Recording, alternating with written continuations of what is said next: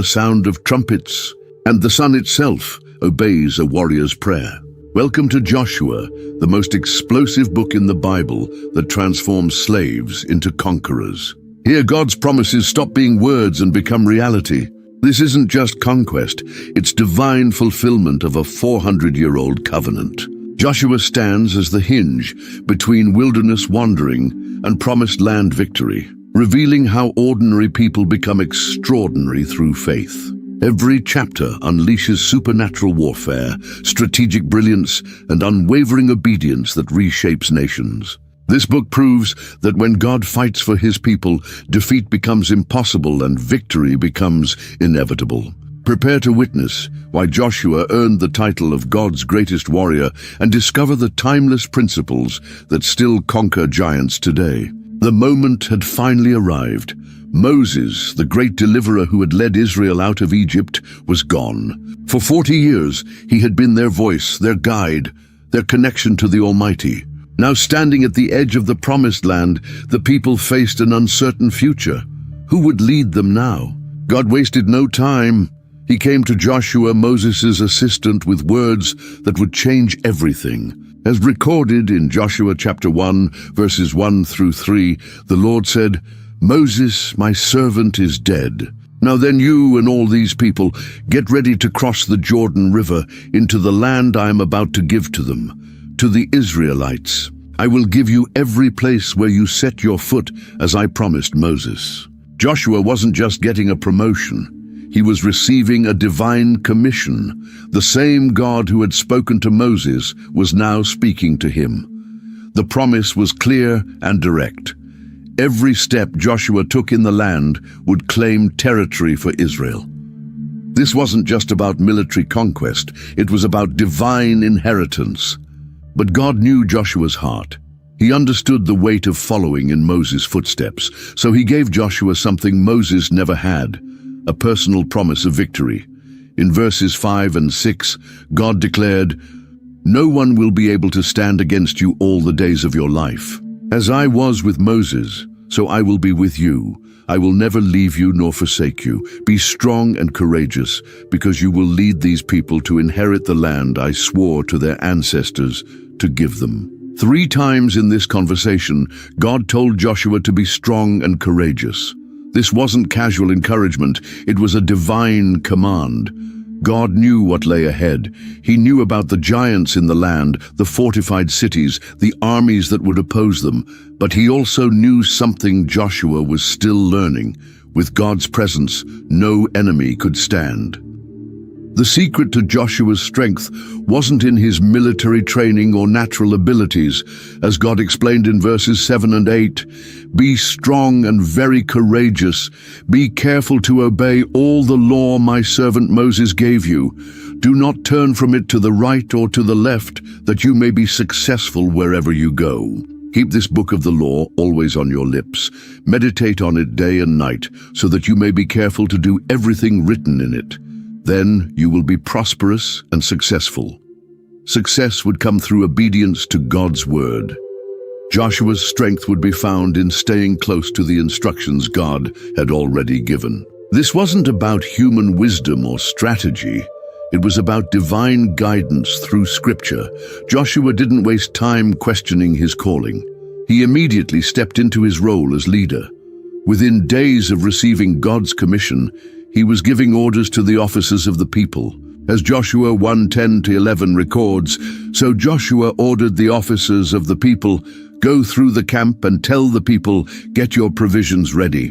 3 days from now, you will cross the Jordan here to go in and take possession of the land the Lord your God is giving you for your own.'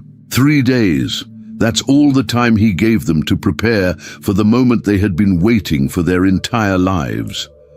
For 40 years, they had wandered in the wilderness. Now, in just 3 days, they would cross into their inheritance. The urgency in Joshua's voice must have been electric. But Joshua faced a potential problem. 2.5 tribes, Reuben, Gad, and half of Manasseh, had already received their inheritance on the east side of the Jordan. Moses had given them permission to settle there because the land was good for their livestock. Would they abandon their brothers now that they had what they wanted? Joshua addressed them directly in verses 12 through 15. But to the Reubenites, the Gadites, and the half-tribe of Manasseh, Joshua said, "Remember the command that Moses, the servant of the Lord, gave you after he said, 'The Lord your God will give you rest by giving you this land. Your wives, your children, and your livestock may stay in the land that Moses gave you east of the Jordan, but all your fighting men, ready for battle, must cross over ahead of your fellow Israelites. You are to help them until the Lord gives them rest, as he has done for you, and until they too have taken possession of the land the Lord your God is giving them. After that you may go back and occupy your own land, which Moses, the servant of the Lord, gave you east of the Jordan toward the sunrise.'" This was a test of unity. These tribes could have easily said, "We're settled. This isn't our fight anymore." But Joshua reminded them of their promise to Moses. They were still part of Israel. Their brother's victory was their responsibility too. The response was immediate and unanimous. In verses 16 through 18 they declared, "Then they answered Joshua, 'Whatever you have commanded us we will do, and wherever you send us we will go. Just as we fully obeyed Moses, so we will obey you. Only may the Lord your God be with you, as he was with Moses. Whoever rebels against your command and does not obey it, whatever you may command them will be put to death. Only be strong and courageous.'" These weren't just polite words.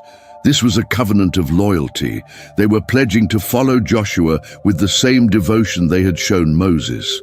More than that, they were declaring that rebellion against Joshua's leadership would be treated as rebellion against God himself. Joshua was a wise military leader. Before crossing the Jordan, he needed intelligence about what waited on the other side, so he made a decision that would change everything. As Joshua 2:1 tells us, "Then Joshua, son of Nun, secretly sent 2 spies from Shittim. 'Go look over the land,' he said, 'especially Jericho.' So they went and entered the house of a prostitute named Rahab and stayed there." The spies' mission was simple: scout the land, especially Jericho. This massive, fortified city stood directly in their path. Its walls were legendary, so thick that houses were built into them. If they could understand Jericho's defenses, they could plan their approach to the entire land. But God had a bigger plan. He led the spies to Rahab's house, and through her, he began to work a miracle. When the king of Jericho heard about the spies, he sent soldiers to capture them. But Rahab had already hidden them on her roof under stalks of flax. Her conversation with the king's men revealed something remarkable. As recorded in verses 8 through 11, she told the spies, "Before the spies lay down for the night, she went up on the roof and said to them, 'I know that the Lord has given you this land and that a great fear of you has fallen on us, so that all who live in this country are melting in fear because of you. We have heard how the Lord dried up the water of the Red Sea for you when you came out of Egypt, and what you did to Sihon and Og, the 2 kings of the Amorites east of the Jordan, whom you completely destroyed. When we heard of it, our hearts melted in fear, and everyone's courage failed because of you. For the Lord your God is God in heaven above and on the earth below.'" This was intelligence beyond anything Joshua could have hoped for. The entire land was already afraid of them. Stories of God's mighty works had traveled ahead of the Israelite army. The psychological battle was already won. But Rahab wasn't finished. She made a request that would save her life and her family's lives. In verses 12 and 13 she said, "Now then, please swear to me by the Lord that you will show kindness to my family, because I have shown kindness to you. Give me a sure sign that you will spare the lives of my father and mother, my brothers and sisters, and all who belong to them, and that you will save us from death." The spies agreed. They gave her a scarlet cord to hang from her window, a sign that would mark her house for protection when the army arrived. This wasn't just a military agreement. It was a covenant of salvation.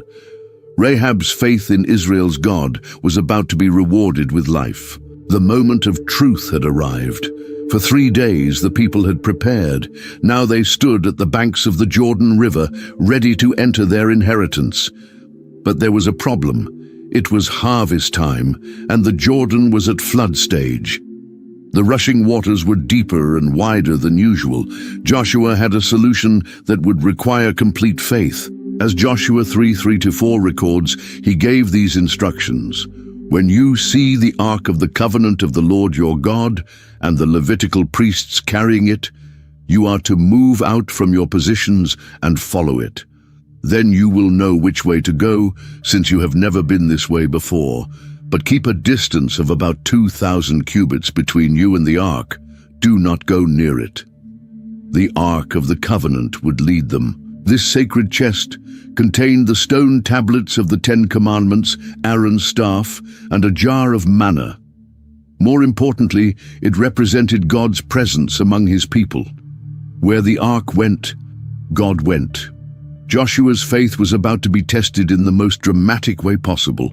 In verses 7 and 8, God told him, "And the Lord said to Joshua, 'Today I will begin to exalt you in the eyes of all Israel, so they may know that I am with you as I was with Moses. Tell the priests who carry the Ark of the Covenant, when you reach the edge of the Jordan's waters, go and stand in the river.'" Think about what God was asking. He wanted the priests to walk into a flooded river while carrying the most sacred object in Israel. There was no bridge, no boat, no visible way across, just a promise that God would make a way. Joshua gathered the people and explained God's plan. In verses 10 and 11 he declared, "This is how you will know that the living God is among you, and that he will certainly drive out before you the Canaanites, Hittites, Hivites, Perizzites, Girgashites, Amorites, and Jebusites. See, the Ark of the Covenant of the Lord of all the earth will go into the Jordan ahead of you." The priests stepped forward. They walked to the water's edge with the Ark on their shoulders. The moment their feet touched the water, the impossible happened. Verses 15 and 16 describe it. "Now the Jordan is at flood stage, all during harvest. Yet as soon as the priests who carried the ark reached the Jordan and their feet touched the water's edge, the water from upstream stopped flowing. It piled up in a heap a great distance away at a town called Adam in the vicinity of Zarethan, while the water flowing down to the Sea of the Arabah, that is the Dead Sea, was completely cut off. So the people crossed over opposite Jericho. The priests didn't move. They stood in the middle of the riverbed, holding the ark steady while all of Israel passed by on dry ground. It was a miracle that echoed Moses' parting of the Red Sea, but this time it was Joshua's faith that had opened the way. God never wanted his people to forget what he had done. As the last Israelite crossed the Jordan, he gave Joshua specific instructions about creating a permanent memorial. Joshua 4:1-3 records, "When the whole nation had finished crossing the Jordan, the Lord said to Joshua, 'Choose 12 men from among the people, one from each tribe, and tell them to take up 12 stones from the middle of the Jordan, from right where the priests are standing, and carry them over with you and put them down at the place where you stay tonight.' These weren't just any stones. They had to come from the exact spot where the priests had stood with the ark, the place where God had stopped the Jordan's flow. Each stone would represent one of the 12 tribes, and together they would tell the story of God's mighty power. Joshua called the 12 men and gave them their mission. In verses 5-7 he explained, "Joshua said to them, 'Go over before the ark of the Lord your God into the middle of the Jordan. Each of you is to take up a stone on his shoulder, according to the number of the tribes of the Israelites, to serve as a sign among you. In the future, when your children ask you, 'What do these stones mean?' tell them that the flow of the Jordan was cut off before the ark of the covenant of the Lord. When it crossed the Jordan, the waters of the Jordan were cut off. These stones are to be a memorial to the Israelites forever." The stones weren't just for this generation. They were for the children who would come after, the ones who hadn't seen the miracle with their own eyes.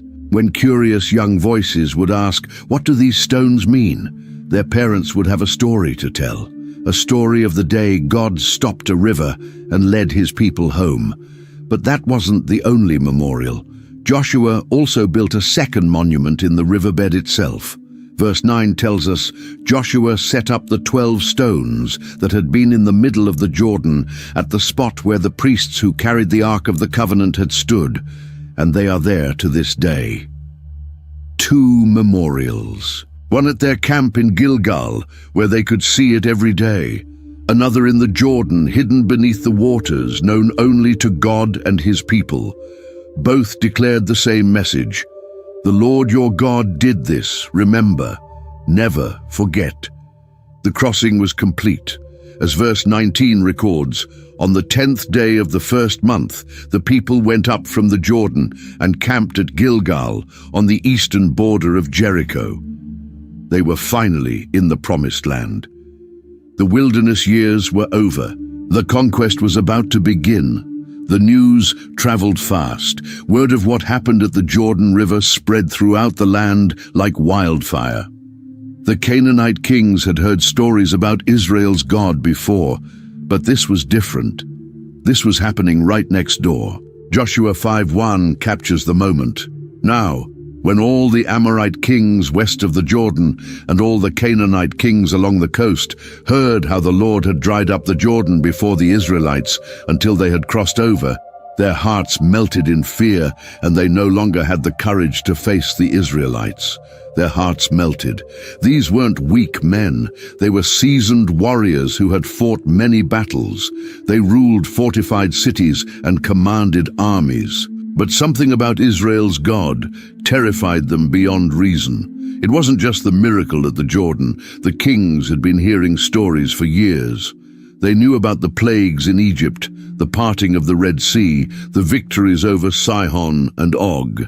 Each story had chipped away at their confidence. Now, with Israel camped just miles from their cities, fear had turned to panic. This wasn't an accident. God had been preparing the battlefield long before the first Israelite soldier crossed the Jordan. The terror in these kings' hearts was a weapon more powerful than any sword. When an enemy is already defeated in his mind, the physical battle is half won.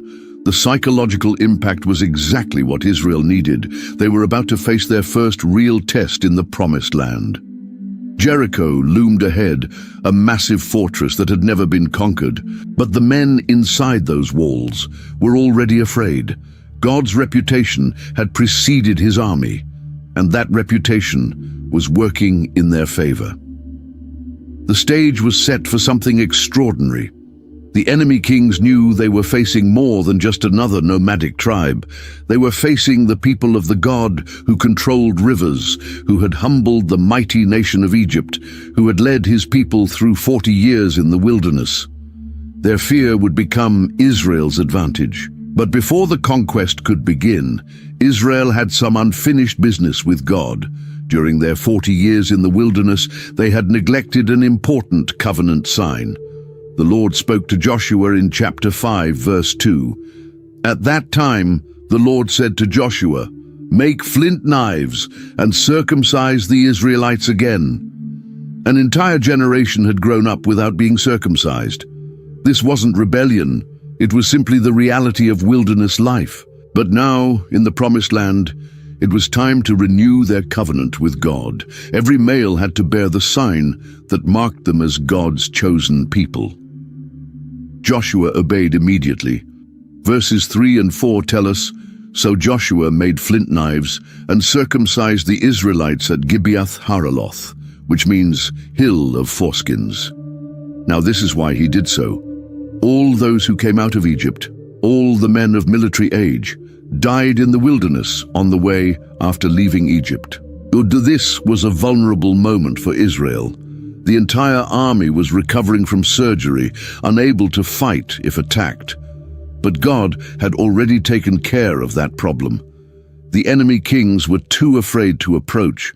Divine protection covered them while they renewed their covenant. The circumcision had deeper meaning, as verse 9 explains. Then the Lord said to Joshua, Today I have rolled away the reproach of Egypt from you. So the place has been called Gilgal to this day. The name Gilgal means rolling. God had rolled away their shame, their past, their identity as slaves. The moment of truth had arrived. For 3 days the people had prepared. Now they stood at the banks of the Jordan River, ready to enter their inheritance. But there was a problem. It was harvest time, and the Jordan was at flood stage. The rushing waters were deeper and wider than usual. Joshua had a solution that would require complete faith. As Joshua 3:3-4 records, he gave these instructions. When you see the Ark of the Covenant of the Lord your God and the Levitical priests carrying it, you are to move out from your positions and follow it. Then you will know which way to go, since you have never been this way before. But keep a distance of about 2,000 cubits between you and the Ark. Do not go near it. The Ark of the Covenant would lead them. This sacred chest contained the stone tablets of the 10 Commandments, Aaron's staff, and a jar of manna. More importantly, it represented God's presence among his people. Where the Ark went, God went. Joshua's faith was about to be tested in the most dramatic way possible. In verses 7 and 8, God told him, "And the Lord said to Joshua, 'Today I will begin to exalt you in the eyes of all Israel, so they may know that I am with you as I was with Moses. Tell the priests who carry the Ark of the Covenant, when you reach the edge of the Jordan's waters, go and stand in the river.'" Think about what God was asking. He wanted the priests to walk into a flooded river while carrying the most sacred object in Israel. There was no bridge, no boat, no visible way across, just a promise that God would make a way. Joshua gathered the people and explained God's plan. In verses 10 and 11 he declared, "This is how you will know that the living God is among you, and that he will certainly drive out before you the Canaanites, Hittites, Hivites, Perizzites, Girgashites, Amorites, and Jebusites. See, the Ark of the Covenant of the Lord of all the earth will go into the Jordan ahead of you." The priests stepped forward. They walked to the water's edge with the Ark on their shoulders. The moment their feet touched the water, the impossible happened. Verses 15 and 16 describe it. "Now the Jordan is at flood stage, all during harvest. Yet as soon as the priests who carried the ark reached the Jordan and their feet touched the water's edge, the water from upstream stopped flowing. It piled up in a heap a great distance away at a town called Adam in the vicinity of Zarethan, while the water flowing down to the Sea of the Arabah, that is the Dead Sea, was completely cut off. So the people crossed over opposite Jericho. The priests didn't move. They stood in the middle of the riverbed, holding the ark steady while all of Israel passed by on dry ground. It was a miracle that echoed Moses' parting of the Red Sea, but this time it was Joshua's faith that had opened the way. God never wanted his people to forget what he had done. As the last Israelite crossed the Jordan, he gave Joshua specific instructions about creating a permanent memorial. Joshua 4:1-3 records, "When the whole nation had finished crossing the Jordan, the Lord said to Joshua, 'Choose 12 men from among the people, one from each tribe, and tell them to take up 12 stones from the middle of the Jordan, from right where the priests are standing, and carry them over with you and put them down at the place where you stay tonight.' These weren't just any stones. They had to come from the exact spot where the priests had stood with the ark, the place where God had stopped the Jordan's flow. Each stone would represent one of the 12 tribes, and together they would tell the story of God's mighty power. Joshua called the 12 men and gave them their mission. In verses 5-7 he explained, "Joshua said to them, 'Go over before the ark of the Lord your God into the middle of the Jordan. Each of you is to take up a stone on his shoulder, according to the number of the tribes of the Israelites, to serve as a sign among you. In the future, when your children ask you, 'What do these stones mean?' tell them that the flow of the Jordan was cut off before the ark of the covenant of the Lord. When it crossed the Jordan, the waters of the Jordan were cut off. These stones are to be a memorial to the Israelites forever. The stones weren't just for this generation. They were for the children who would come after, the ones who hadn't seen the miracle with their own eyes. When curious young voices would ask, "What do these stones mean?" their parents would have a story to tell. A story of the day God stopped a river and led his people home. But that wasn't the only memorial. Joshua also built a second monument in the riverbed itself. Verse 9 tells us, Joshua set up the 12 stones that had been in the middle of the Jordan at the spot where the priests who carried the Ark of the Covenant had stood, and they are there to this day. 2 memorials. One at their camp in Gilgal, where they could see it every day. Another in the Jordan, hidden beneath the waters, known only to God and his people. Both declared the same message. The Lord your God did this, remember, never forget. The crossing was complete. As verse 19 records, on the 10th day of the first month, the people went up from the Jordan and camped at Gilgal on the eastern border of Jericho. They were finally in the promised land. The wilderness years were over. The conquest was about to begin. The news traveled fast. Word of what happened at the Jordan River spread throughout the land like wildfire. The Canaanite kings had heard stories about Israel's God before, but this was different. This was happening right next door. Joshua 5:1 captures the moment. Now, when all the Amorite kings west of the Jordan and all the Canaanite kings along the coast heard how the Lord had dried up the Jordan before the Israelites until they had crossed over, their hearts melted. These weren't weak men. They were seasoned warriors who had fought many battles. They ruled fortified cities and commanded armies. But something about Israel's God terrified them beyond reason. It wasn't just the miracle at the Jordan. The kings had been hearing stories for years. They knew about the plagues in Egypt, the parting of the Red Sea, the victories over Sihon and Og. Each story had chipped away at their confidence. Now, with Israel camped just miles from their cities, fear had turned to panic. This wasn't an accident. God had been preparing the battlefield long before the first Israelite soldier crossed the Jordan. The terror in these kings' hearts was a weapon more powerful than any sword. When an enemy is already defeated in his mind, the physical battle is half won. The psychological impact was exactly what Israel needed. They were about to face their first real test in the Promised Land. Jericho loomed ahead, a massive fortress that had never been conquered. But the men inside those walls were already afraid. God's reputation had preceded his army, and that reputation was working in their favor. The stage was set for something extraordinary. The enemy kings knew they were facing more than just another nomadic tribe. They were facing the people of the God who controlled rivers, who had humbled the mighty nation of Egypt, who had led his people through 40 years in the wilderness. Their fear would become Israel's advantage. But before the conquest could begin, Israel had some unfinished business with God. During their 40 years in the wilderness, they had neglected an important covenant sign. The Lord spoke to Joshua in chapter 5, verse 2. At that time, the Lord said to Joshua, "Make flint knives and circumcise the Israelites again." An entire generation had grown up without being circumcised. This wasn't rebellion.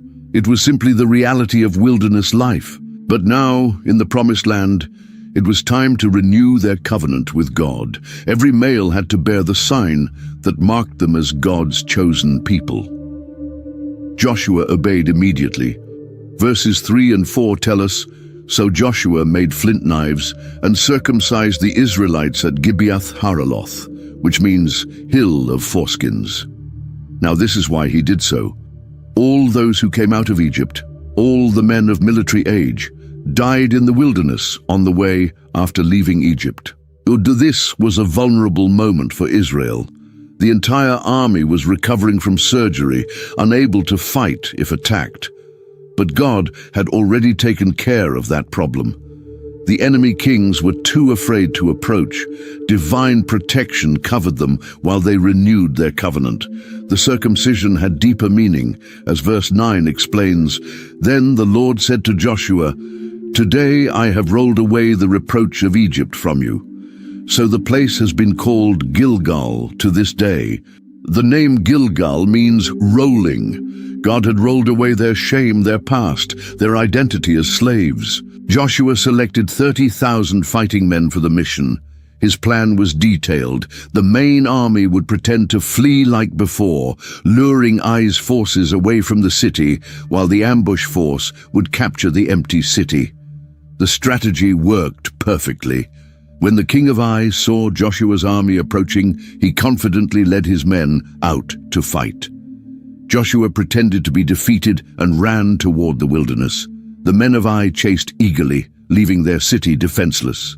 As verse 17 tells us, not a man remained in Ai or Bethel who did not go after Israel. They left the city open and went in pursuit of Israel. At the perfect moment, Joshua signaled the ambush. Verse 18 records, "Then the Lord said to Joshua, 'Hold out toward Ai the javelin that is in your hand, for into your hand I will deliver the city.' So Joshua held out toward the city the javelin that was in his hand. The ambush force captured Ai and set it on fire. When the men of Ai saw their city burning, they realized they were trapped. Verse 22 describes the complete rout. Those in the ambush also came out of the city against them, so that they were caught in the middle, with Israelites on both sides. Israel cut them down, leaving them neither survivors nor fugitives. Every soldier from Ai was killed. The king was captured and executed. The city was destroyed. But this time Israel kept the livestock and plunder. After the victories at Jericho and Ai, Joshua led the entire nation north to Mount Ebal. He had a sacred duty to fulfill that Moses had commanded. Joshua 8:30-31 tells us, "Then Joshua built on Mount Ebal an altar to the Lord, the God of Israel, as Moses, the servant of the Lord, had commanded the Israelites. He built it according to what is written in the book of the law of Moses, an altar of uncut stones, on which no iron tool had been used. On it they offered to the Lord burnt offerings and sacrificed fellowship offerings." This wasn't just any altar. It had to be built exactly as Moses had specified, made of stones that had never been touched by iron tools. But building the altar was only the beginning. Joshua gathered all of Israel for something extraordinary. Verse 34 describes what happened. "Afterward, Joshua read all the words of the law, the blessings and the curses, just as it is written in the book of the law, and the entire law of Moses was read aloud to the assembled nation. Every commandment, every promise, every warning. The people stood in two groups, half facing Mount Gerizim for the blessings and half facing Mount Ebal for the curses." Verse 35 emphasizes how complete this ceremony was. There was not a word of all that Moses had commanded that Joshua did not read to the whole assembly of Israel, including the women and children and the foreigners who lived among them. Every single word. Nothing was left out. Everyone needed to understand what God expected and what would happen if they obeyed or disobeyed. This covenant renewal reminded Israel that their success depended on their relationship with God, not just military skill. Joshua had learned this lesson after Achan's sin, and he wasn't going to let his people forget it. While Joshua was conducting the covenant renewal ceremony at Mount Ebal, news of Israel's victories was spreading like wildfire throughout Canaan. The kings were starting to panic, but not everyone chose to fight. In the city of Gibeon, the leaders came up with a different plan, one that involved elaborate lies, clever tricks, and carefully prepared fake evidence. The Gibeonites were part of the Hivite people, and they knew they were marked for destruction according to God's command. They had heard about the miraculous fall of Jericho and the clever conquest of Ai, and they understood that Israel's God was too powerful to resist in battle. So they decided to try deception instead of resistance. Joshua 9:3-5 describes their elaborate and carefully planned scheme. However, when the people of Gibeon heard what Joshua had done to Jericho and to Ai, they resorted to a ruse. They went as a delegation whose donkeys were loaded with worn and patched sacks and old wineskins, cracked and mended. They put worn and patched sandals on their feet and wore old clothes. All the bread of their food supply was dry and moldy. Every single detail was carefully planned to support their false story. The old sacks, cracked wineskins, worn-out sandals, and moldy bread were all supposed to prove that they had traveled a very long distance to reach Israel. They wanted to look exactly like travelers who had come from a far country, not from a nearby city that was supposed to be destroyed. When the delegation reached Joshua at his camp in Gilgal, they put on quite a convincing performance. Verses 6-9 record their carefully rehearsed speech. Then they went to Joshua in the camp at Gilgal and said to him and the Israelites, "We have come from a distant country, make a treaty with us." The Israelites said to the Hivites, "But perhaps you live near us, so how can we make a treaty with you?" "We are your servants," they said to Joshua. But Joshua asked, "Who are you, and where do you come from?" They answered, "Your servants have come from a very distant land because of the fame of the Lord your God. For we have heard reports of him, all that he did in Egypt, and all that he did to the 2 kings of the Amorites east of the Jordan, Sihon king of Heshbon, and Og king of Bashan, who reigned in Ashtaroth." Their story was not only clever, but also psychologically shrewd. They mentioned only the old victories that had happened before Israel crossed the Jordan, Egypt, Sihon, and Og, but nothing about the recent battles at Jericho or Ai. This was supposed to prove that they had left their distant homeland before those recent victories occurred. They even showed their moldy bread and worn-out equipment as physical evidence. In verses 12 and 13, they continued their deception. "This bread of ours was warm when we packed it at home on the day we left to come to you. But now see how dry and moldy it is. And these wineskins that we filled were new, but see how cracked they are. And our clothes and sandals are worn out by the very long journey." The deception worked perfectly.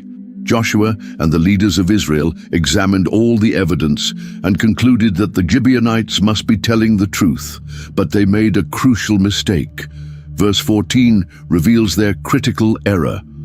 The Israelites sampled their provisions but did not inquire of the Lord. After all the miracles they had witnessed, they made this important decision based entirely on human wisdom. They forgot to ask God for guidance. The treaty was signed quickly, and the oath was sworn before God. Once the oath was made, it couldn't be broken. 3 days later, the truth came out. Verse 16 tells us, 3 days after they made the treaty with the Gibeonites, the Israelites heard that they were neighbors, living near them. The Gibeonites weren't from a distant country at all. They lived right there in Canaan, in cities that were supposed to be destroyed. When Israel reached the Gibeonite cities, they were furious, but helpless. They couldn't attack because of the sacred treaty. Joshua confronted the Gibeonites about their deception. Their answer in verse 24 was honest about their motives. They answered Joshua, "Your servants were clearly told how the Lord your God had commanded his servant Moses to give you the whole land and to wipe out all its inhabitants from before you. So we feared for our lives because of you, and that is why we did this." They had lied because they were terrified. Joshua couldn't kill them because of the treaty, but he could punish them. Verse 27 describes their sentence. That day he made the Gibeonites woodcutters and water carriers for the assembly, to provide for the needs of the altar of the Lord at the place the Lord would choose.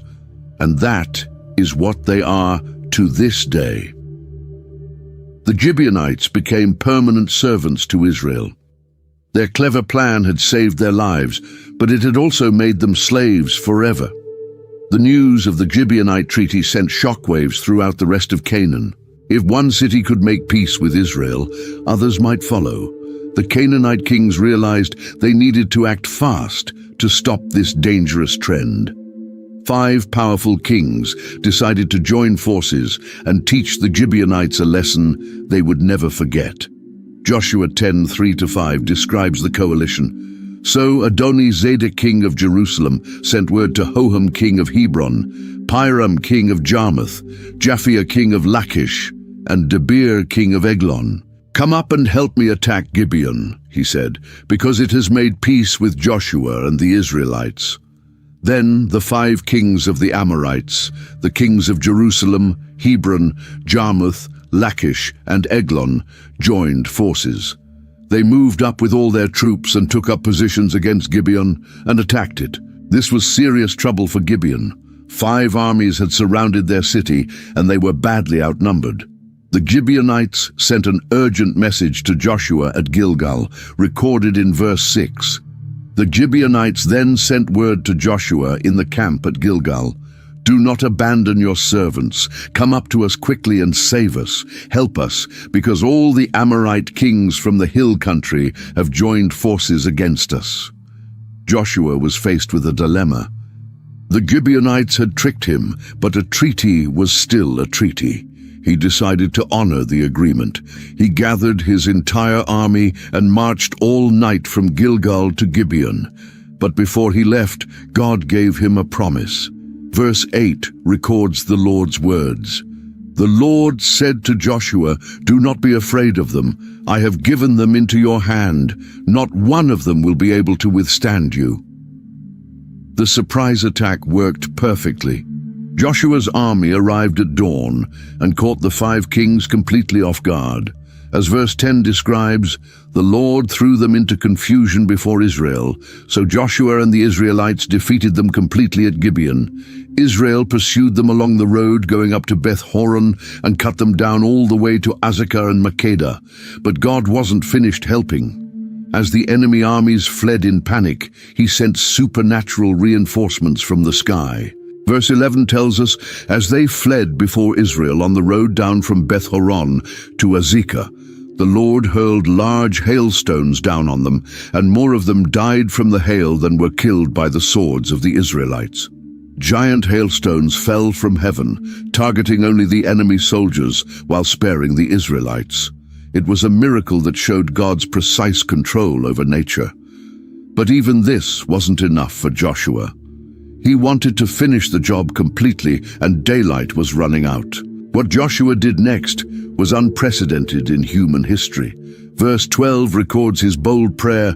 "On the day the Lord gave the Amorites over to Israel, Joshua said to the Lord in the presence of Israel, 'Sun, stand still over Gibeon, and you, moon, over the valley of Ajalon.'" Joshua commanded the sun and moon to stop moving. It was an incredible request, asking God to halt the rotation of the earth so that the battle could continue. But God honored his faith. Verses 13 and 14 describe what happened. "So the sun stood still and the moon stopped, till the nation avenged itself on its enemies, as it is written in the book of Jashar. The sun stopped in the middle of the sky and delayed going down about a full day. There has never been a day like it before or since, a day when the Lord listened to a human being. Surely the Lord was fighting for Israel. The longest day in history had just happened. The sun stood still for almost 24 hours, giving Israel enough time to completely destroy their enemies. It was a miracle that demonstrated God's absolute power over creation and his willingness to intervene for his people. The 5-king coalition was wiped out. The hailstones and the extra daylight had made Israel's victory total and complete. The message was clear to every other Canaanite city. There was no point in fighting against Israel's God. He controlled the very heavens themselves. During the heat of battle, the 5 kings who had started this war realized they were facing disaster. As their armies crumbled under Israel's attack and God's hailstones, they tried to save themselves by running away and hiding. Joshua 10:16-17 tells us where they went. Now the 5 kings had fled and hidden in the cave at Makkedah. When Joshua was told that the 5 kings had been found hiding in the cave at Makkedah, he said, "Roll large rocks up to the mouth of the cave and post some men there to guard it." Joshua had more important things to do than deal with hiding kings. The battle was still raging, and he wanted to make sure none of the enemy soldiers escaped. So he sealed the cave with large rocks and left guards to watch it while he finished destroying the armies. His instructions to his soldiers were clear and urgent, as recorded in verses 18 and 19. But don't stop. Pursue your enemies. Attack them from the rear, and don't let them reach their cities, for the Lord your God has given them into your hand. There would be time to deal with the kings later. Right now, the priority was making sure their armies were completely eliminated. After the battle was won and the enemy forces were destroyed, Joshua returned to deal with the trapped kings. What happened next was both a military ceremony and a powerful message to all of Israel. Verses 22 through 24 describe the scene. Joshua said, "Open the mouth of the cave and bring those 5 kings out to me." So they brought the 5 kings out of the cave, the kings of Jerusalem, Hebron, Jarmuth, Lachish, and Eglon. When they brought these kings to Joshua, he summoned all the men of Israel and said to the army commanders who had come with him, "Come here and put your feet on the necks of these kings." So they came forward and placed their feet on their necks. This wasn't cruelty for its own sake. In ancient warfare, this was a symbolic act that showed complete victory over your enemies. The commanders who had fought bravely were being honored, and the defeated kings were being publicly humiliated. Joshua used this moment to teach his men an important lesson. His words in verse 25 were meant to encourage them for future battles. Joshua said to them, "Do not be afraid, do not be discouraged, be strong and courageous. This is what the Lord will do to all the enemies you are going to fight." These 5 kings had seemed so powerful when they formed their coalition. They ruled major cities and commanded large armies. But now they were helpless prisoners, completely at Israel's mercy. Joshua wanted his commanders to remember this moment when they faced other enemies in future battles. The execution was swift and decisive. Verse 26 records, "Then Joshua put the kings to death and exposed their bodies on 5 poles, and they were left hanging on the poles until evening." The public display served as a warning to other Canaanite rulers about what happened to those who opposed Israel. At sunset, the bodies were taken down and thrown back into the cave where the kings had tried to hide. Large rocks were piled over the entrance, creating a permanent memorial. As verse 27 states, "At sunset, Joshua gave the order, and they took them down from the poles and threw them into the cave where they had been hiding. At the mouth of the cave, they placed large rocks, which are there to this day."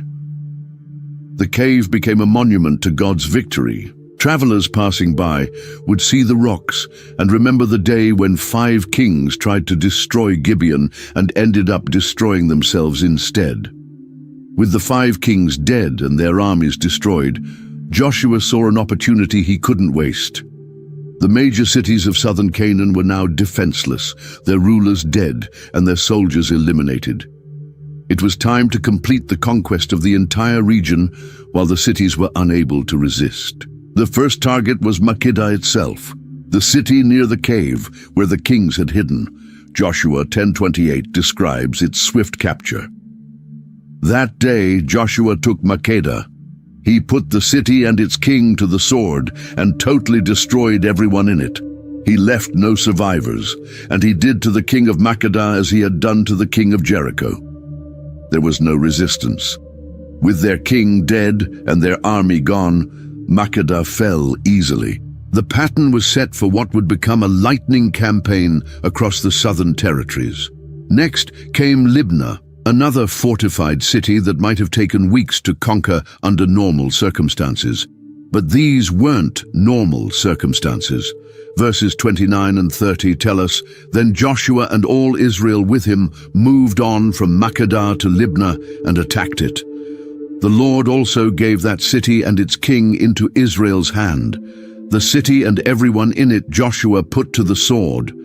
He left no survivors there, and he did to its king as he had done to the king of Jericho. The momentum was building. Each victory made the next one easier as word spread that resistance was useless. The cities were falling like dominoes, and Joshua's army was growing more confident with each success. Lachish was next, and this city tried to hold out longer than the others. But even their defiance couldn't last. Verses 31 and 32 describe the siege. Then Joshua and all Israel with him moved on from Libnah to Lachish. He took up positions against it and attacked it. The Lord gave Lachish into Israel's hands, and Joshua took it on the second day. The city and everyone in it he put to the sword, just as he had done to Libnah. 2 days was all it took to capture a major Canaanite stronghold. The psychological impact of the earlier victories had broken the will to resist. But Lachish had one last surprise. Verse 33 tells us, meanwhile, Horam, king of Gezer, had come up to help Lachish, but Joshua defeated him and his army until no survivors were left. Even reinforcements couldn't save Lachish. King Horam and his entire army were wiped out. The campaign continued relentlessly. Eglon was captured in a single day. Verses 34 and 35 record, then Joshua and all Israel with him went up from Lachish to Eglon. They took up positions against it and attacked it. They captured it that same day and put it to the sword and totally destroyed everyone in it, just as they had done to Lachish. Then came Hebron, the ancient city where Abraham had lived. Verses 36 and 37 describe its fate. Then Joshua and all Israel with him went up from Eglon to Hebron and attacked it. They took the city and put it to the sword, together with its king, its villages, and everyone in it. They left no survivors. Just as at Eglon, they totally destroyed it and everyone in it. Finally, Debir was conquered, completing the southern campaign. Verses 38 and 39 tell the story. Then Joshua and all Israel with him turned around and attacked Debir. They took the city, its king and its villages, and put them to the sword. Everyone in it they totally destroyed. They left no survivors.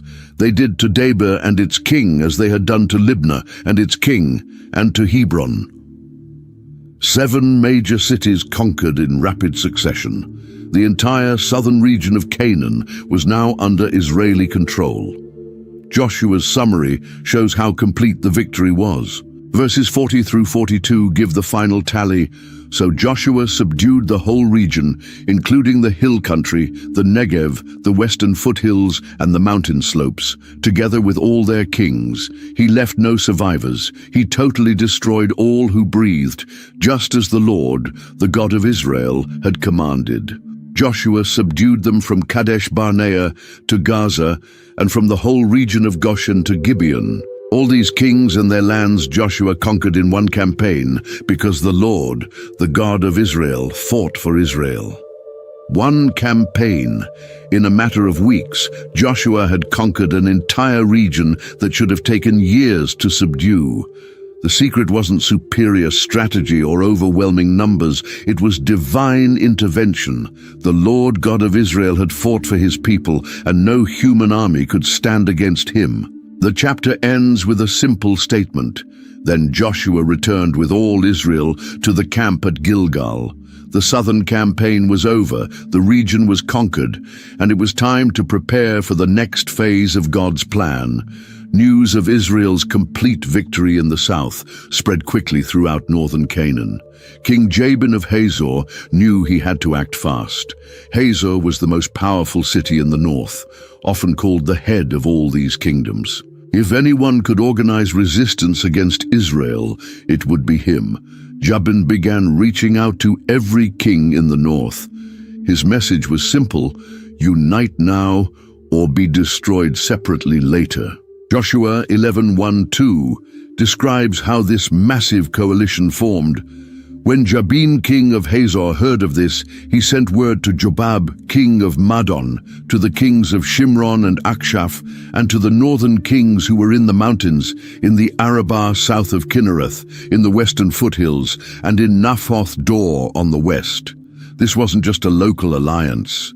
Jabin was calling together kings from mountains, valleys, coastal regions, from every corner of northern Canaan. He understood this would be the last chance for organized resistance against Israel's advance. The response was overwhelming. Kings came from everywhere, bringing their armies. Verse 3 shows how broad this coalition became. They came out with all their troops and a large number of horses and chariots, a huge army as numerous as the sand on the seashore. The sight must have been incredible. Army after army streaming toward the waters of Merom. Chariots rolling across the landscape, horses thundering, weapons glinting in the sun. The dust clouds from all these moving forces would have been visible for miles. But it wasn't just the number of soldiers that made this coalition dangerous. Verse 4 reveals what made this army different. They came out with all their troops and a large number of horses and chariots, a huge army, as numerous as the sand on the seashore. Horses and chariots were the ancient world's tanks and fighter jets. Israel had been fighting infantry armies with basic weapons. Now they faced cavalry units and armored vehicles. The technological advantage was completely on the enemy's side. The coalition gathered at the waters of Merom, a strategic location controlling major routes into northern Canaan. From there, they could strike at Israel from multiple directions or force Joshua to attack on ground of their choosing. Jabin must have felt confident looking over this massive force. He had united more kings than ever before. He had the largest army ever assembled in Canaan. He had superior weapons and tactical advantages. By every human measure, Israel faced impossible odds. When Joshua received reports about the massive enemy coalition at the waters of Merom, he must have been concerned. His scouts told him about the incredible army size, the horses and chariots, the strategic position. This was unlike anything Israel had faced before. But God wasn't worried about horses, chariots, or large armies. He had promised to give Israel the entire land, and that promise included the north. Before Joshua could become anxious about the overwhelming odds, the Lord spoke with words of comfort and specific instructions. Joshua 11:6 records God's reassuring message. The Lord said to Joshua, "Do not be afraid of them, because by this time tomorrow I will hand all of them, slain, over to Israel. You are to hamstring their horses and burn their chariots." God's promise was specific and encouraging. By this time tomorrow, the entire coalition would be defeated, not just beaten back, but completely destroyed. The timing was precise. 24 hours from now, this massive threat would be eliminated. God also gave Joshua unusual instructions about the horses and chariots after victory. Instead of keeping these valuable military assets, they were to be destroyed. The horses were to be hamstrung, making them unable for warfare, and the chariots burned. This command revealed something important about God's plan for Israel. They weren't supposed to rely on superior weapons or military technology for victories. Their strength was to come from the Lord alone, not from horses and chariots like other nations. Joshua didn't hesitate or ask questions about these instructions. He had learned to trust God's commands completely, even when they seemed strange militarily. The same God who made Jericho's walls fall and stopped the sun over Gibeon was now promising victory over this northern coalition. The instructions to destroy the horses and chariots served a practical purpose.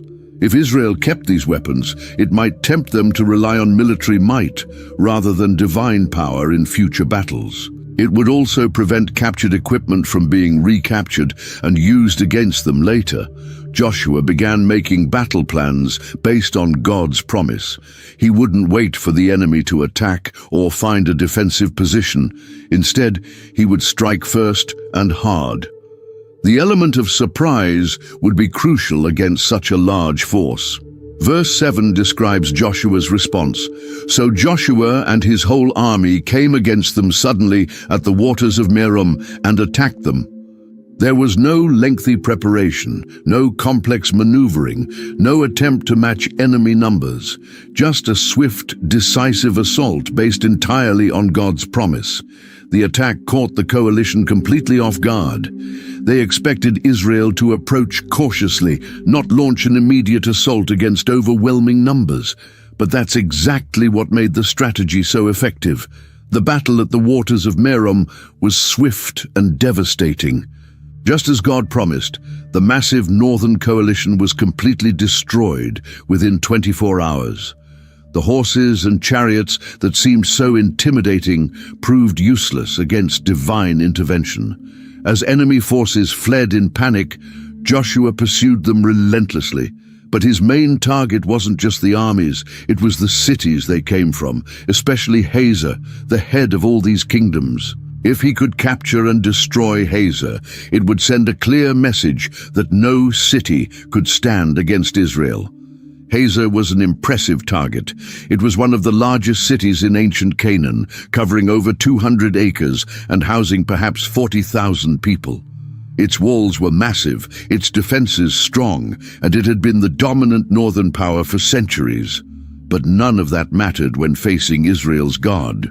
Joshua 11:10-11 describes what happened to this great city. At that time, Joshua turned back and captured Hazor and put its king to the sword. Hazor had been the head of all these kingdoms. Everyone in it they put to the sword. They totally destroyed them, not sparing anyone that breathed, and he burned Hazor itself. The destruction was complete and systematic. The king who tried to organize resistance was killed. Every person in the city was eliminated according to God's command. And then the city itself was burned to the ground, something Joshua didn't do to every conquered city. The burning of Hazor was particularly significant. This wasn't just about destroying a military target, it was about eliminating the center of Canaanite power in the north. Hazor had been where kings gathered, policies were made, resistance organized. By burning it completely, Joshua ensured it could never again serve as a rallying point for Israel's enemies. But Joshua didn't stop with Hazor. He systematically attacked every city that had been part of the coalition. Verse 12 tells us, Joshua took all these royal cities and their kings and put them to the sword. He totally destroyed them, as Moses, the servant of the Lord, had commanded. This was methodical warfare designed to eliminate organized resistance permanently. Each king who joined the coalition was killed. Each city that sent troops was captured. Each center of power was dismantled. Joshua was ensuring that the northern territories could never again mount effective opposition. The reference to Moses' commands is important. Joshua wasn't acting on personal initiative or cruelty. He was carefully following instructions that God had given through Moses about conducting warfare in the Promised Land. These weren't arbitrary acts of violence, but obedience to divine commands. Verse 15 summarizes this obedience. As the Lord commanded his servant Moses, so Moses commanded Joshua, and Joshua did it. He left nothing undone of all that the Lord commanded Moses. Joshua was proving himself a faithful successor to Moses, not just in military leadership, but in spiritual obedience. Every command was followed, every instruction obeyed, every detail attended to. The conquest of the north wasn't just a military campaign, it was an act of worship through complete obedience. While individual battles often seem to happen quickly, the overall campaign took much longer than many realize. The victories at Jericho, Ai, and the Northern Coalition might give the impression that Israel conquered the entire land in just a few months. But the reality was quite different. Joshua 11:18 reveals the true timeline. Joshua waged war against all these kings for a long time. This wasn't a brief campaign that wrapped up in a single season. It was an extended military operation that continued for years, requiring persistent effort and sustained commitment. The phrase, "a long time," indicates the conquest was a gradual process of consolidating control over territory, eliminating pockets of resistance and establishing Israeli authority throughout the land.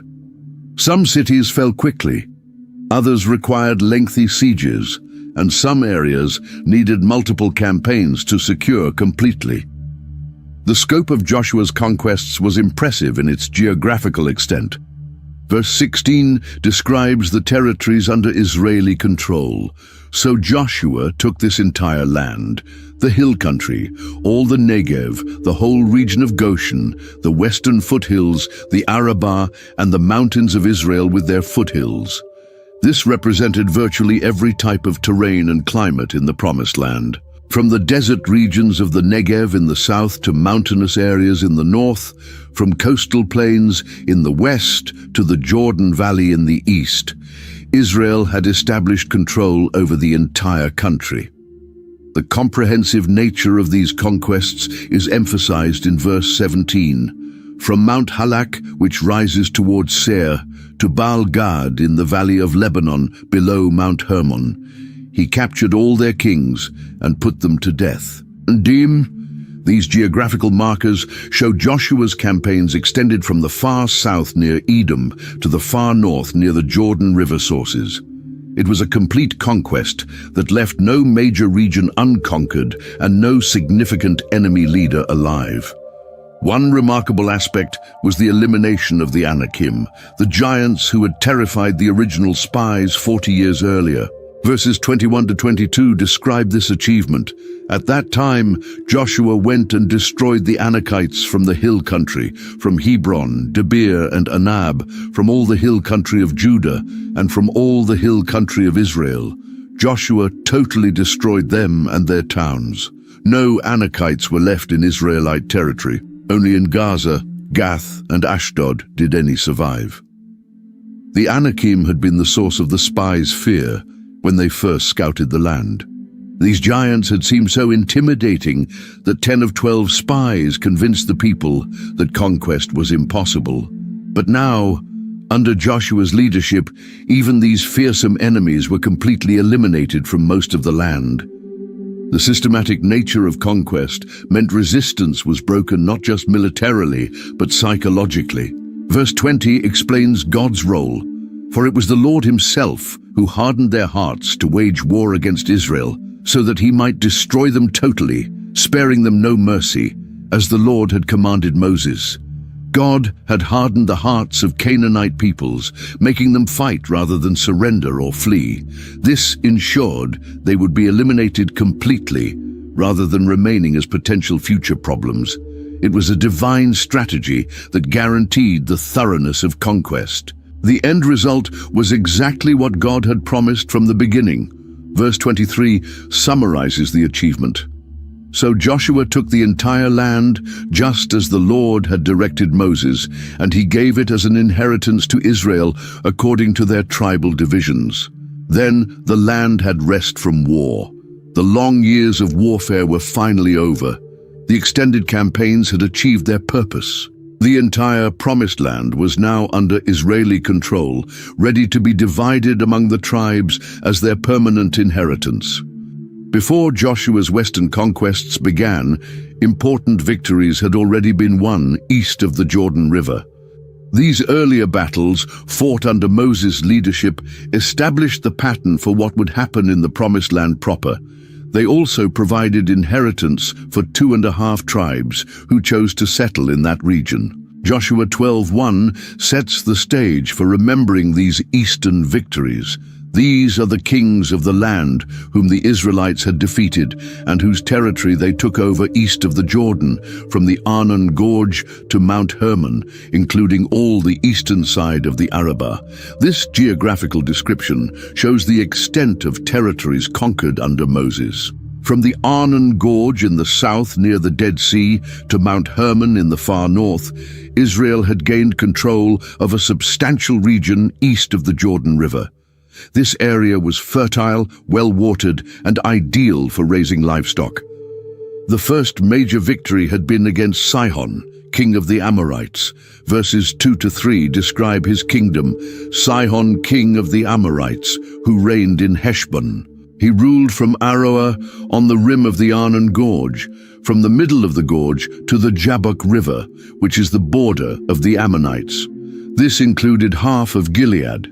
He also ruled over the eastern Arabah, from the Sea of Galilee to the Sea of the Arabah, that is, the Dead Sea, to Beth Jeshimoth, and then southward below the slopes of Pisgah.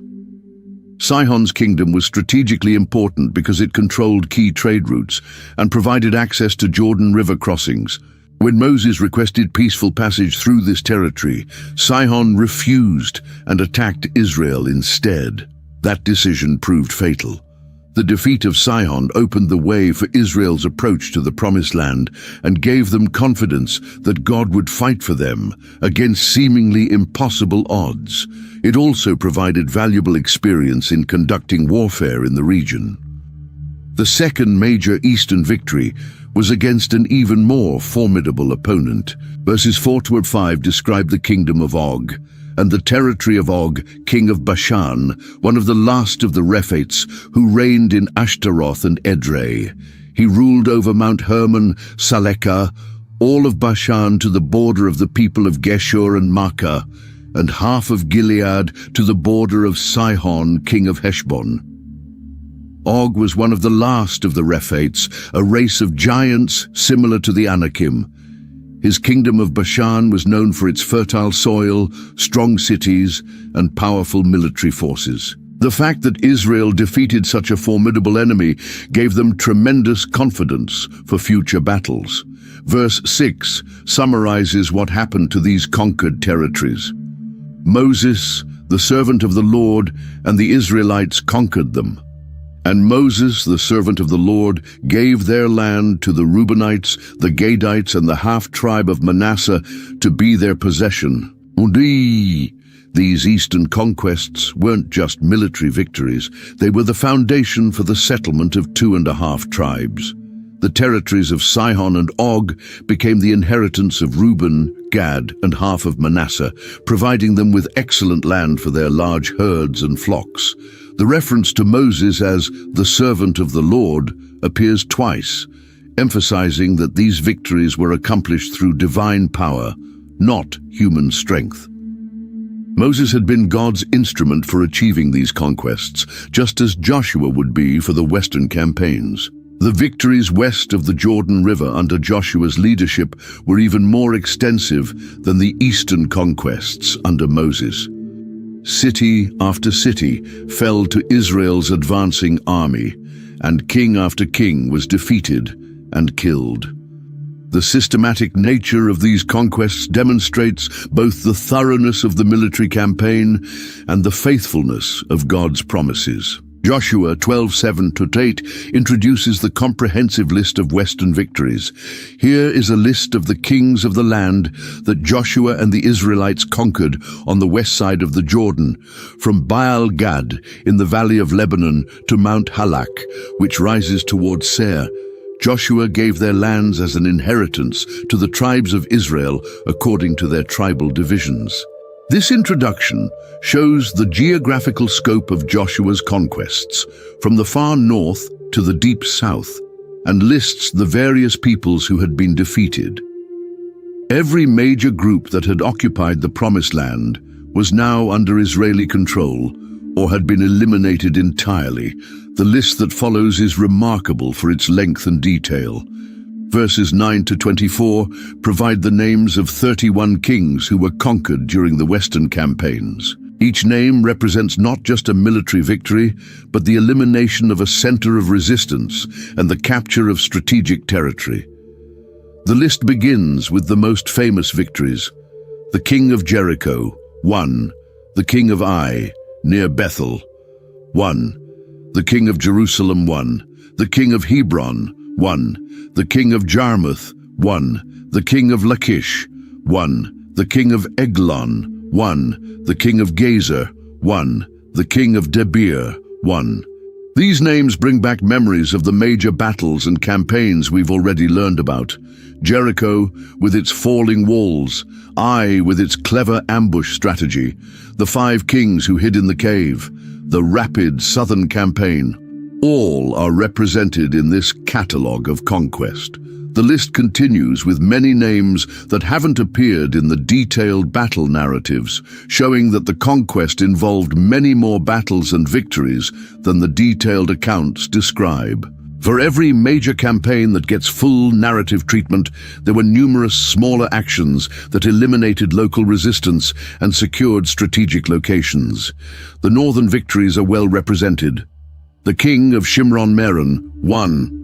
The king of Akshaph, 1. The king of Taanach, 1. The king of Megiddo, 1. The king of Kadesh, 1. The king of Jokneam in Carmel, 1. Some of these cities, like Megiddo and Taanach, would become famous in later Israeli history as important fortress cities controlling major trade routes. Their conquest under Joshua established Israeli control over these strategic locations from the very beginning. The final summary is impressive: 31 kings in all. Each king represented an independent city-state with its own army, fortifications, and sphere of influence. The fact that all 31 were defeated shows the completeness of Joshua's military success. This catalogue serves several important purposes. First, it provides a permanent record of God's faithfulness in giving Israel victory over every enemy. Second, it demonstrates the systematic nature of the conquest, showing that no significant center of resistance was left unconquered. Third, it establishes the legal basis for Israel's claim to the entire land. Despite the impressive catalogue of victories and the systematic nature of the conquest, not every part of the Promised Land was under Israeli control when the major military campaigns ended. As Joshua grew older, God spoke to him about the realities of the situation and the work that still remained. Joshua 13:1 sets the context. When Joshua had grown old, the Lord said to him, "You are now very old, and there are still very large areas of land to be taken over." This wasn't a criticism of Joshua's leadership or military effectiveness. Rather, it was a realistic assessment of what had been accomplished and what still needed to be done. The phrase, "very large areas," indicates that the unconquered territories weren't just small pockets of resistance or isolated strongholds. These were substantial regions that would require significant military effort to bring under Israeli control. The conquest, though extensive, was still incomplete.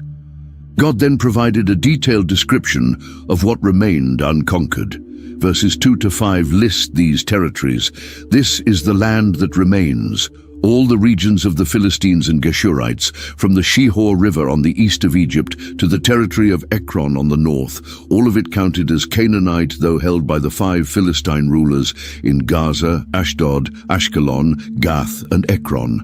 Indeed, the Philistine territories along the Mediterranean coast represented some of the most challenging areas that Israel would face. These people had superior military technology, including iron weapons and war chariots, and they controlled important trade routes and coastal cities. Their 5 major cities would remain thorns in Israel's side for centuries. The northern territories around Lebanon also remained outside Israeli control. These mountainous regions were difficult to conquer and were inhabited by peoples with strong military traditions and well-fortified cities. But God's acknowledgement of these unconquered territories came with a promise and a plan. Verse 6 provides divine assurance. As for all the inhabitants of the mountain regions from Lebanon to Misrephoth-Maim, that is, all the Sidonians, I myself will drive them out before the Israelites. Be sure to allocate this land to Israel for an inheritance, as I have instructed you. God wasn't abandoning the promise to give Israel the entire land. Instead, he was explaining that the conquest would be a gradual process that would continue beyond Joshua's lifetime. The divine promise remained firm. These territories would eventually come under Israeli control. The instruction to allocate the unconquered territories as inheritance was significant. Even though Israel didn't physically control these areas yet, God wanted them assigned to specific tribes. This showed faith in the eventual fulfillment of the promise and gave each tribe a stake in completing the conquest of their assigned regions. Verse 7 provides the practical instruction, and divide it as an inheritance among the 9 tribes and half of the tribe of Manasseh. The land division would proceed based on divine promise rather than current military control. The tribes would receive their inheritances by faith, trusting God to help them complete the conquest of their territories. Before the Western territories could be divided among the 9.5 tribes, it was important to formally recognize the inheritance that had already been given to the 2.5 tribes east of the Jordan River. These tribes had received their portions under Moses' leadership, but their boundaries needed to be clearly defined and officially recorded. Joshua 13:8 introduces this section. The other half of Manasseh, the Reubenites and the Gadites, had received the inheritance that Moses had given them east of the Jordan, as he, the servant of the Lord, had assigned it to them. This reference to Moses emphasizes the legitimacy and divine authority behind these eastern allotments. The territory of Reuben was described in detail. Verses 15-21 provide the boundaries, showing that Reuben received the southern portion of the conquered territory east of the Jordan. It included much of the former kingdom of Sihon, with its capital city of Heshbon and its productive agricultural areas. The territory of Gad was described next. Verses 24-28 outline their inheritance, showing that Gad received the central portion of the eastern territories, including much of the fertile region of Gilead. This area was particularly well suited for raising livestock, which was exactly what the tribe of Gad needed. The half-tribe of Manasseh received the northern portion.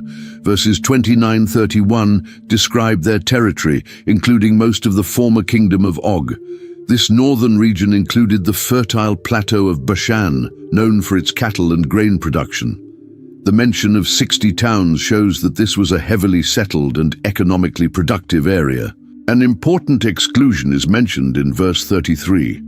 But to the tribe of Levi, Moses had given no inheritance. The Lord, the God of Israel, is their inheritance as he promised them. The Levites were different from all the other tribes.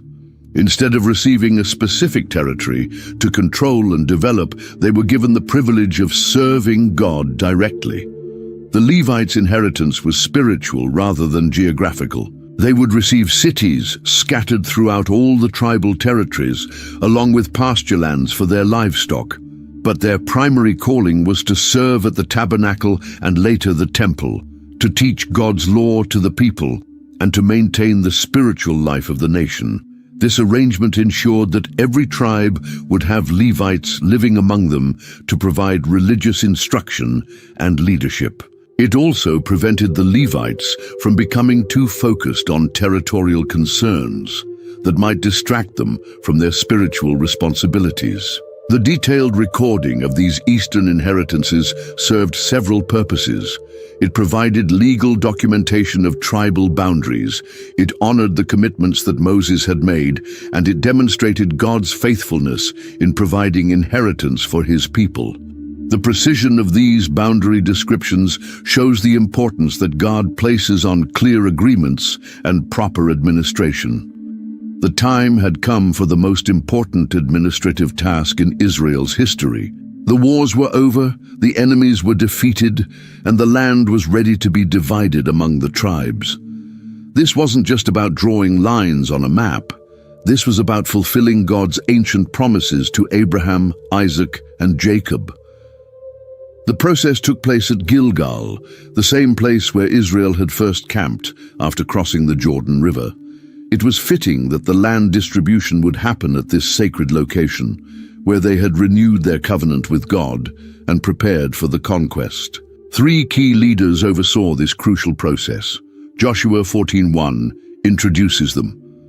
Now these are the areas the Israelites received as an inheritance in the land of Canaan, which Eleazar the priest, Joshua son of Nun, and the heads of the tribal clans of Israel allotted to them. Eleazar the priest represented God's spiritual authority in the process. As the high priest, he would seek divine guidance through the sacred lots. Joshua brought his military expertise and overall leadership to ensure fair distribution. The tribal heads represented their people's interests and helped resolve any disputes that might arise. This wasn't a human decision-making process. God himself would determine which tribe received which territory. The method was clearly established, as described in verse 2. Their inheritances were assigned by lot to the 9.5 tribes, as the Lord had commanded through Moses. The casting of lots was a sacred practice that allowed God to make the decisions. Small stones or wooden pieces marked with tribal names would be placed in a container and drawn out randomly. But the Israelites understood that nothing was truly random when God was involved. He controlled even the way the lots fell. This method ensured that no tribe could complain about favoritism or unfair treatment. The assignments came from God, not from human preferences or political maneuvering. It also meant that each tribe would receive exactly what God intended for them, whether it seemed advantageous or challenging. The reference to 9.5 tribes reminds us of something important. Verse 3 explains, Moses had granted the 2.5 tribes their inheritance east of the Jordan, but had not granted the Levites an inheritance among the rest. The eastern tribes were already settled, and the Levites would receive a different kind of inheritance. But there was still the question of numbers. Verse 4 provides the answer, for Joseph's descendants had become 2 tribes, Manasseh and Ephraim. The Levites received no share of the land, but only towns to live in, with pasture lands for their flocks and herds. Joseph's 2 sons, Ephraim and Manasseh, had each become full tribes in their own right. This fulfilled Jacob's ancient blessing when he adopted these boys as his own sons. So even without Levi receiving territory, there were still 12 portions to distribute among the remaining tribes. The process was designed to be both fair and final. Verse 5 concludes, So the Israelites divided the land just as the Lord had commanded Moses. There would be no appeals, no second-guessing, no redistributions. What God decided through the lots would stand forever. Before the formal lot casting began, there was one special case that needed to be addressed. An 85-year-old man approached Joshua with a request that would remind everyone of God's faithfulness across the decades. Caleb, son of Jephunneh, had been waiting 45 years for this moment. He was one of the 12 spies who had scouted the Promised Land when Israel first arrived at its borders, while 10 spies had brought back fearful reports about giants and fortified cities. Caleb and Joshua had urged the people to trust God and attack immediately. Now, decades later, Caleb was ready to claim what Moses had promised him. Joshua 14:6-7 records his approach. Now the people of Judah approached Joshua at Gilgal, and Caleb, son of Jephunneh the Kenizzite, said to him, You know what the Lord said to Moses, the man of God, at Kadesh Barnea about you and me. I was 40 years old when Moses, the servant of the Lord, sent me from Kadesh Barnea to explore the land, and I brought him back a report according to my convictions. Caleb's words were carefully chosen. He reminded Joshua of that crucial moment at Kadesh Barnea when their minority report had been overwhelmed by the majority's fear. Both men had paid a price for their faithfulness. They had wandered in the wilderness for 40 years, along with everyone else, even though they had wanted to enter the land immediately. The old warrior continued his speech with remarkable confidence. Verses 8-9 reveal his unwavering faith. But my fellow Israelites who went up with me made the hearts of the people melt in fear I, however, followed the Lord my God wholeheartedly. So on that day Moses swore to me, 'The land on which your feet have walked will be your inheritance, and that of your children forever, because you have followed the Lord my God wholeheartedly.'" Caleb's faith hadn't wavered in 45 years. The same confidence that had made him want to attack the giants immediately was still burning strong in his heart. Moses had promised him the specific territory he had scouted, and now he was ready to claim it. But Caleb wasn't finished with his remarkable speech. Verses 10 to 11 contain some of the most inspiring words in the entire Bible. "Now then, just as the Lord promised, he has kept me alive for 45 years since the time he said this to Moses, while Israel moved about in the wilderness. So here I am today, 85 years old. I am still as strong today as the day Moses sent me out. I'm just as vigorous to go out to battle now as I was then. 85 years old and still ready for battle." This wasn't an old man asking for a comfortable retirement village. This was a warrior requesting permission to fight the most dangerous enemies in the most challenging territory. Caleb's faith in God's strength had kept him young in spirit and strong in body. His specific request was bold beyond imagination. Verse 12 reveals what he wanted. "Now give me this hill country that the Lord promised me that day. You yourself heard then that the Anakites were there, and their cities were large and fortified. But the Lord helping me, I will drive them out, just as he said." The hill country around Hebron was where the Anakim lived, the giants who had terrified the other spies 45 years earlier. These were the same enemies who had made grown men tremble with fear. But Caleb wanted to fight them personally, trusting God to give him victory just as he had promised. Joshua must have smiled as he listened to his old friend's request. Here was the same faith, the same courage, the same trust in God that had sustained them both through 4 decades of waiting. Without hesitation, he granted Caleb's request. Verses 13 to 14 record the outcome. Then Joshua blessed Caleb son of Jephunneh and gave him Hebron as his inheritance. So Hebron has belonged to Caleb son of Jephunneh the Kenizzite ever since, because he followed the Lord, the God of Israel, wholeheartedly. Caleb received exactly what he had been promised. The territory he had scouted as a 40-year-old spy became his inheritance as an 85-year-old warrior. God's faithfulness had bridged the gap between promise and fulfillment, between hope and reality. After Caleb's special inheritance was settled, the formal process of land distribution began. The first lot drawn belonged to the tribe of Judah, the largest and most influential tribe in Israel. Their territory would be extensive and strategically important, stretching across much of southern Canaan. The boundaries of Judah's inheritance were described with remarkable precision. This wasn't a vague assignment of general regions. It was a detailed legal document that established exact borders and prevented future disputes between tribes. The southern boundary was described first. Joshua 15:1-4 provides the details. The allotment for the tribe of Judah, according to its clans, extended down to the territory of Edom, to the desert of Zin in the extreme south. Their southern boundary started from the bay at the southern end of the Dead Sea, crossed south of Scorpion Pass, continued on to Zin, and went over to the south of Kadesh Barnea. Then it ran past Hezron up to Adar, and curved around to Karka. It then passed along to Asmon and joined the Wadi of Egypt, ending at the Mediterranean Sea.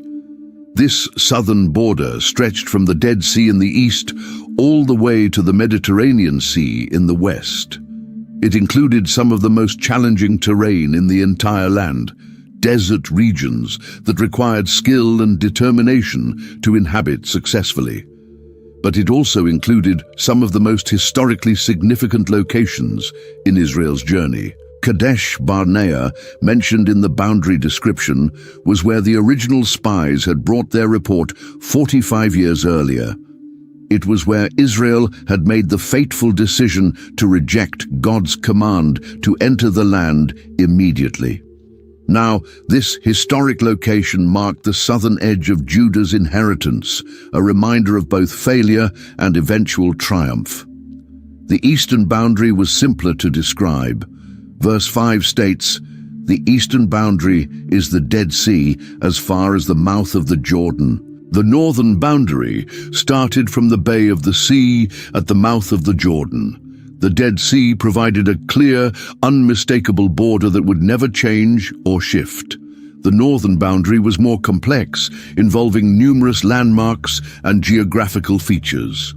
Verses 5 to 9 trace this border in detail, passing very close to Jerusalem, which at this time was still occupied by the Jebusites. The boundary description shows that Jerusalem was technically within Judah's territory, even though they hadn't yet conquered it. The western boundary was the most straightforward of all. Verse 12 simply states, "The western boundary is the coastline of the Mediterranean Sea. These are the boundaries around the people of Judah by their clans." The Mediterranean Sea provided a natural western border that was easy to identify and impossible to dispute. This gave Judah access to coastal trade routes and fishing opportunities, adding to the economic potential of their territory. The precision of these boundary descriptions shows how seriously God took the matter of tribal inheritances. Every hill, every valley, every stream and spring was carefully noted. There would be no ambiguity about where one tribe's territory ended and another's began. While the overall boundaries of Judah's territory had been established by Lot, there were special arrangements within those boundaries that needed to be addressed.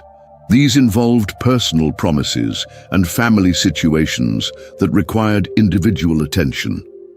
The first special case was Caleb's inheritance, which had already been promised by Moses decades earlier. Joshua 15:13 records how this was handled.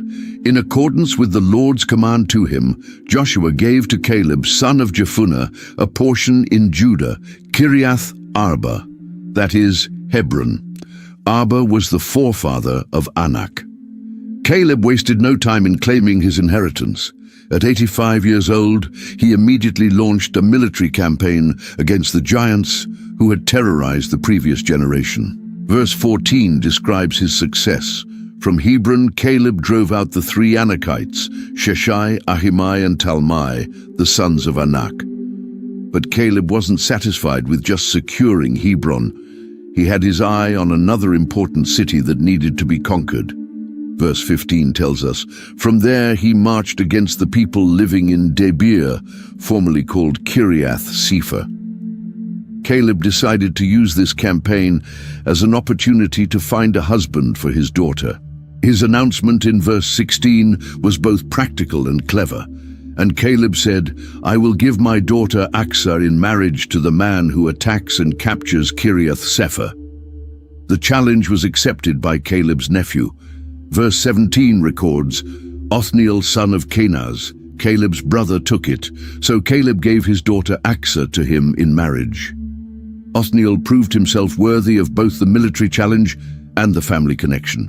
He would later become the first judge of Israel, showing that Caleb's evaluation of his character was accurate. But the story doesn't end with the wedding. Achsah proved to be as bold and practical as her father. Verse 18 describes what happened. One day, when she came to Othniel, she urged him to ask her father for a field. When she got off her donkey, Caleb asked her, "What can I do for you?" Achsah had noticed that their inheritance, while valuable, lacked something essential for agricultural success. Her request in verse 19 was both respectful and direct. She replied, "Do me a special favor. Since you have given me land in the Negev, give me also springs of water." So Caleb gave her the upper and lower springs. Water was life in the ancient Middle East, especially in the semi-arid Negev region. Achsah understood that land without reliable water sources would be difficult to farm and develop. Her request showed practical wisdom and long-term thinking. Caleb's response revealed the kind of father he was. He didn't just give his daughter one spring, He gave her both the upper and lower springs, ensuring that she and Othniel would have abundant water for their crops and livestock. It was a generous gift that showed his love for his daughter and his confidence in her judgment. After the boundaries and special inheritances were settled, the detailed assignment of cities within Judah's territory began. This wasn't just about major population centers, it included towns, villages, and settlements throughout the entire region. The cities were organized by geographical regions to make administration easier. Joshua 15:21-32 lists the cities in the southern Negev region. The southernmost towns of the tribe of Judah in the Negev toward the boundary of Edom were Kabzeel, Eder, Jagur, Kina, Dimona, Adada, Kadesh, Hazor, Ithnan, Ziph, Telem, Beloth, Hazor Hadatta, Kerioth Hezron, that is Hazor, Amam, Shema, Molada, Hazar Gada, Heshmon, Beth Pelet, Hazar Shual, Beersheba, Biziothia, Bala, Iyim, Ezem, Eltolad, Kesil, Horma, Ziklag, Madmana, Sansana, Lebaoth, Shilhim, Ain and Rimmon, a total of 29 towns and their villages. This comprehensive list shows the extent of Judah's inheritance in the challenging southern region. 29 towns with their surrounding villages represented a substantial population and significant agricultural potential, even in the relatively harsh Negev environment. The western foothills, or Shephelah, contained another group of important cities.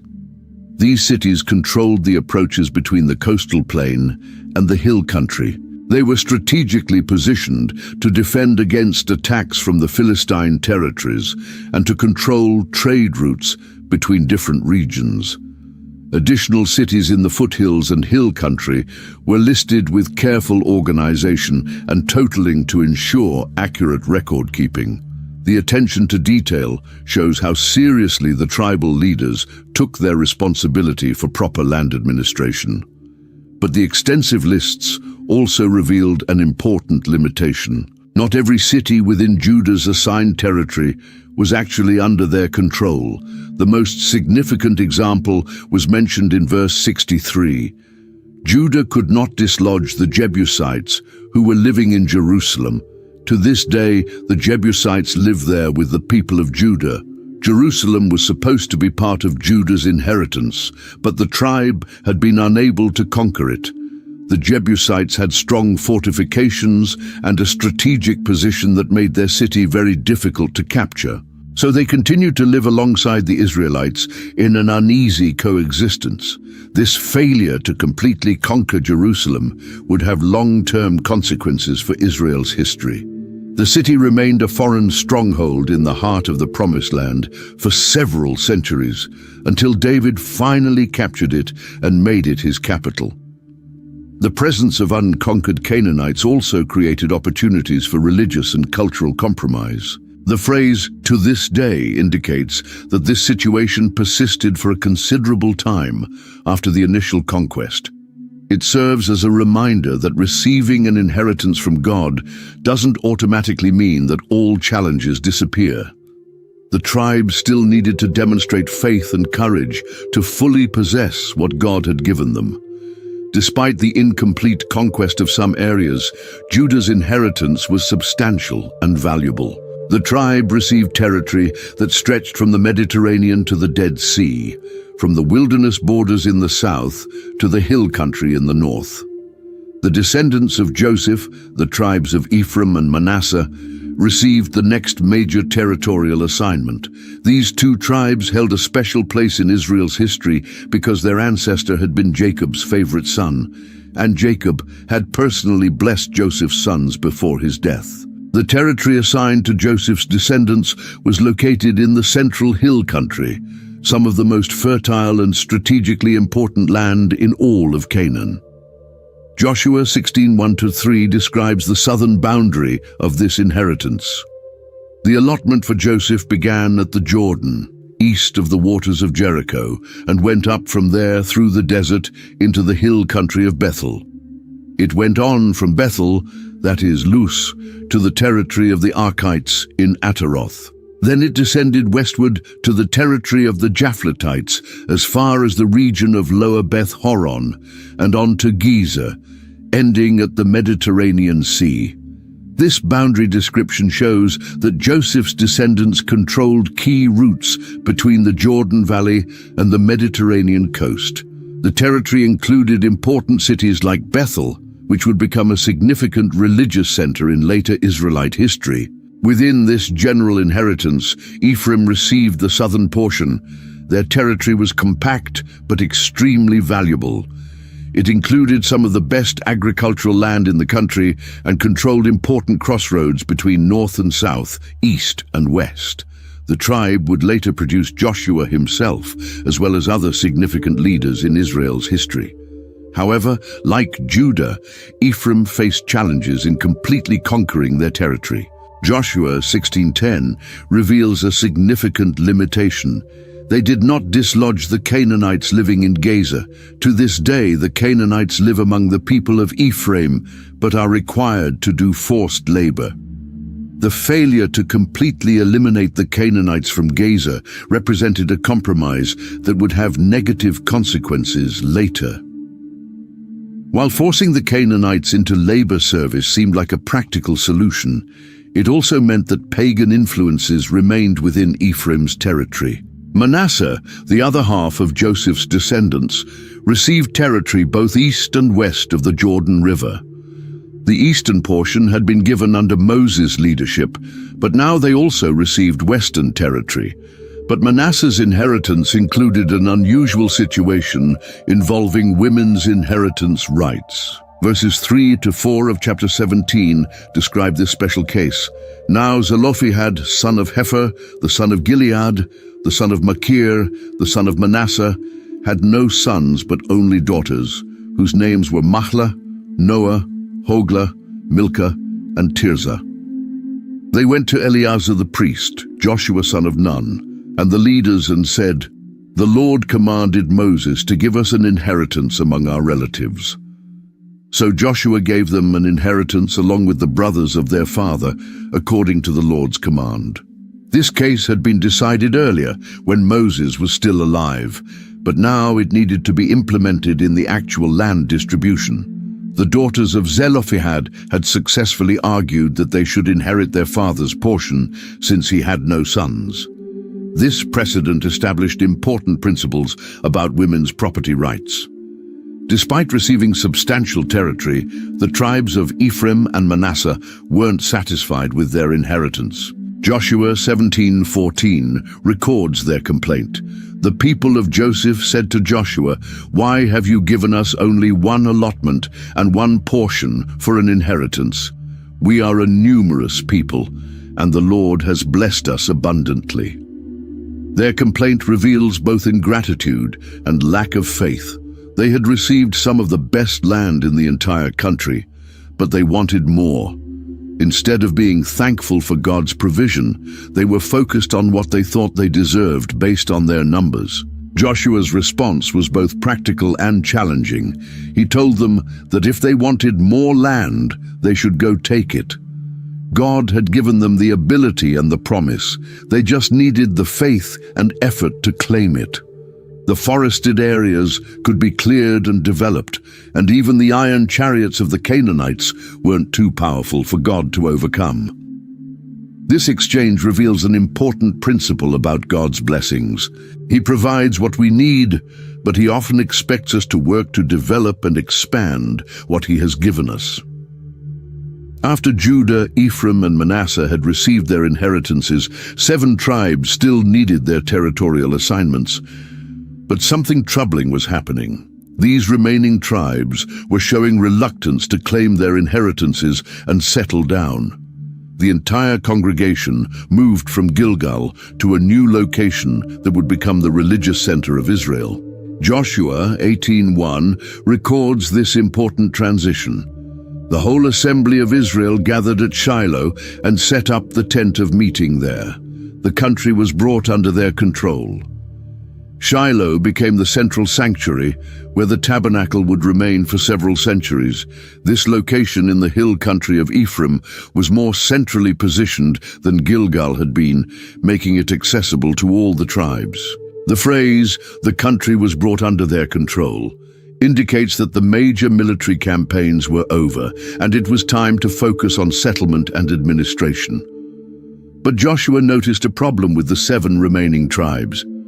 Verse 3 reveals his concern.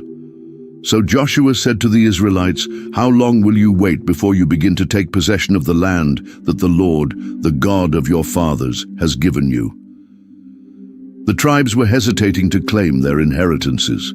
Perhaps they had grown comfortable with military life and weren't ready to settle down to farming and civilian responsibilities. Maybe they were intimidated by the work involved in clearing land and building cities. Joshua decided to take decisive action to move the process forward.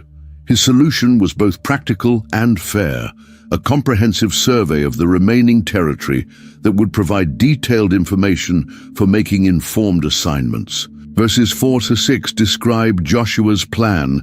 "Appoint 3 men from each tribe. I will send them out to make a survey of the land and to write a description of it according to the inheritance of each. Then they will return to me. You are to divide the land into 7 parts.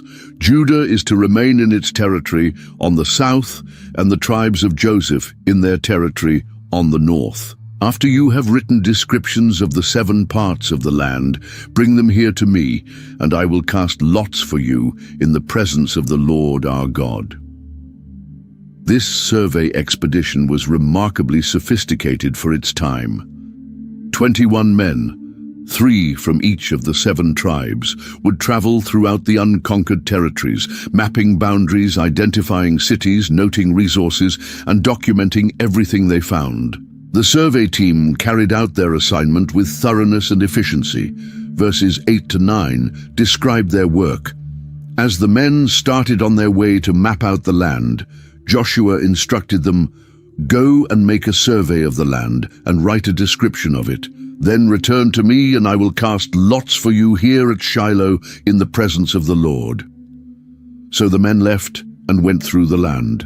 They wrote its description on a scroll, town by town, in 7 parts, and returned to Joshua in the camp at Shiloh. The fact that they wrote their findings on a scroll, town by town, shows the detailed nature of their work. This wasn't a rough sketch or general overview. It was a comprehensive geographical and demographic survey that would serve as the basis for permanent tribal boundaries. When the survey was complete, Joshua proceeded with the lot casting ceremony. Verse 10 records, "Joshua then cast lots for them in Shiloh in the presence of the Lord, and there he distributed the land to the Israelites according to their tribal divisions." The lot casting took place in the presence of the Lord at the tabernacle, emphasizing that these assignments came from God rather than human decision-making. Each tribe received exactly what God intended for them.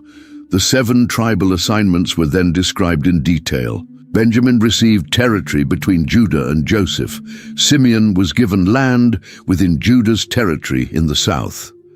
Zebulun got hill country in the north. Issachar received the eastern portion of the Jezreel Valley. Asher was assigned the coastal territory north of Mount Carmel. Naphtali got the northernmost territory around the Sea of Galilee. And Dan initially received territory west of Benjamin. The final assignment was special and personal. Joshua 19:49-50 records, "When they had finished dividing the land into its allotted portions, the Israelites gave Joshua son of Nun an inheritance among them. As the Lord had commanded, they gave him the town he asked for, Timnath-Serah, in the hill country of Ephraim, and he built up the town and settled there." After ensuring that every tribe received their proper inheritance, Joshua finally accepted a personal portion for himself. His willingness to wait until everyone else was taken care of before claiming his own inheritance shows the kind of selfless leadership that had made him so effective. With the tribal territories assigned, two final administrative tasks remained that were crucial for justice and religious life in Israel. God had given specific commands about establishing cities of refuge and providing cities for the Levites, and now was the time to implement these important institutions. The cities of refuge addressed a critical need in ancient society: what to do when someone killed another person accidentally. Without a proper legal system, such situations often led to blood feuds and cycles of revenge that could destroy entire families and communities. Joshua 21:3 records God's instructions about establishing these special cities. Then the Lord said to Joshua, "Tell the Israelites to designate the cities of refuge, as I instructed you through Moses, so that anyone who kills a person accidentally and unintentionally may flee there and find protection from the avenger of blood." The concept was both merciful and practical. Someone who caused an accidental death could flee to one of these cities and be safe from revenge while their case was properly investigated. This prevented hasty executions and gave the legal system time to determine whether a death was truly accidental or intentional murder. The procedure for using these cities was carefully regulated. The fugitive had to present their case to city elders, who would evaluate whether the claim of accidental killing was credible. If accepted, they would be protected from revenge, but couldn't simply return home immediately. 6 cities were designated as refuges, strategically located throughout the land. Verses 7 to 8 list them. So they set apart Kadesh in Galilee, in the hill country of Naphtali, Shechem in the hill country of Ephraim, and Kiriath Arba, that is, Hebron, in the hill country of Judah. East of the Jordan, on the other side from Jericho, they designated Bezer in the wilderness on the plateau, in the tribe of Reuben, Ramoth in Gilead, in the tribe of Gad, and Golan in Bashan, in the tribe of Manasseh. The geographical distribution ensured that no one in Israel was more than a day's journey from a city of refuge. 3 cities were west of the Jordan, and 3 were east, providing coverage for all the tribal territories. Remarkably, this protection was extended even to foreigners living among the Israelites. The system was designed to ensure justice for everyone, regardless of their ethnic background. The second major administrative task involved providing cities for the Levites. Unlike the other tribes, Levi hadn't received a territorial inheritance. Instead, they were to be scattered throughout all the tribes to provide religious leadership and instruction. Joshua 21:1-3 describes how this was implemented.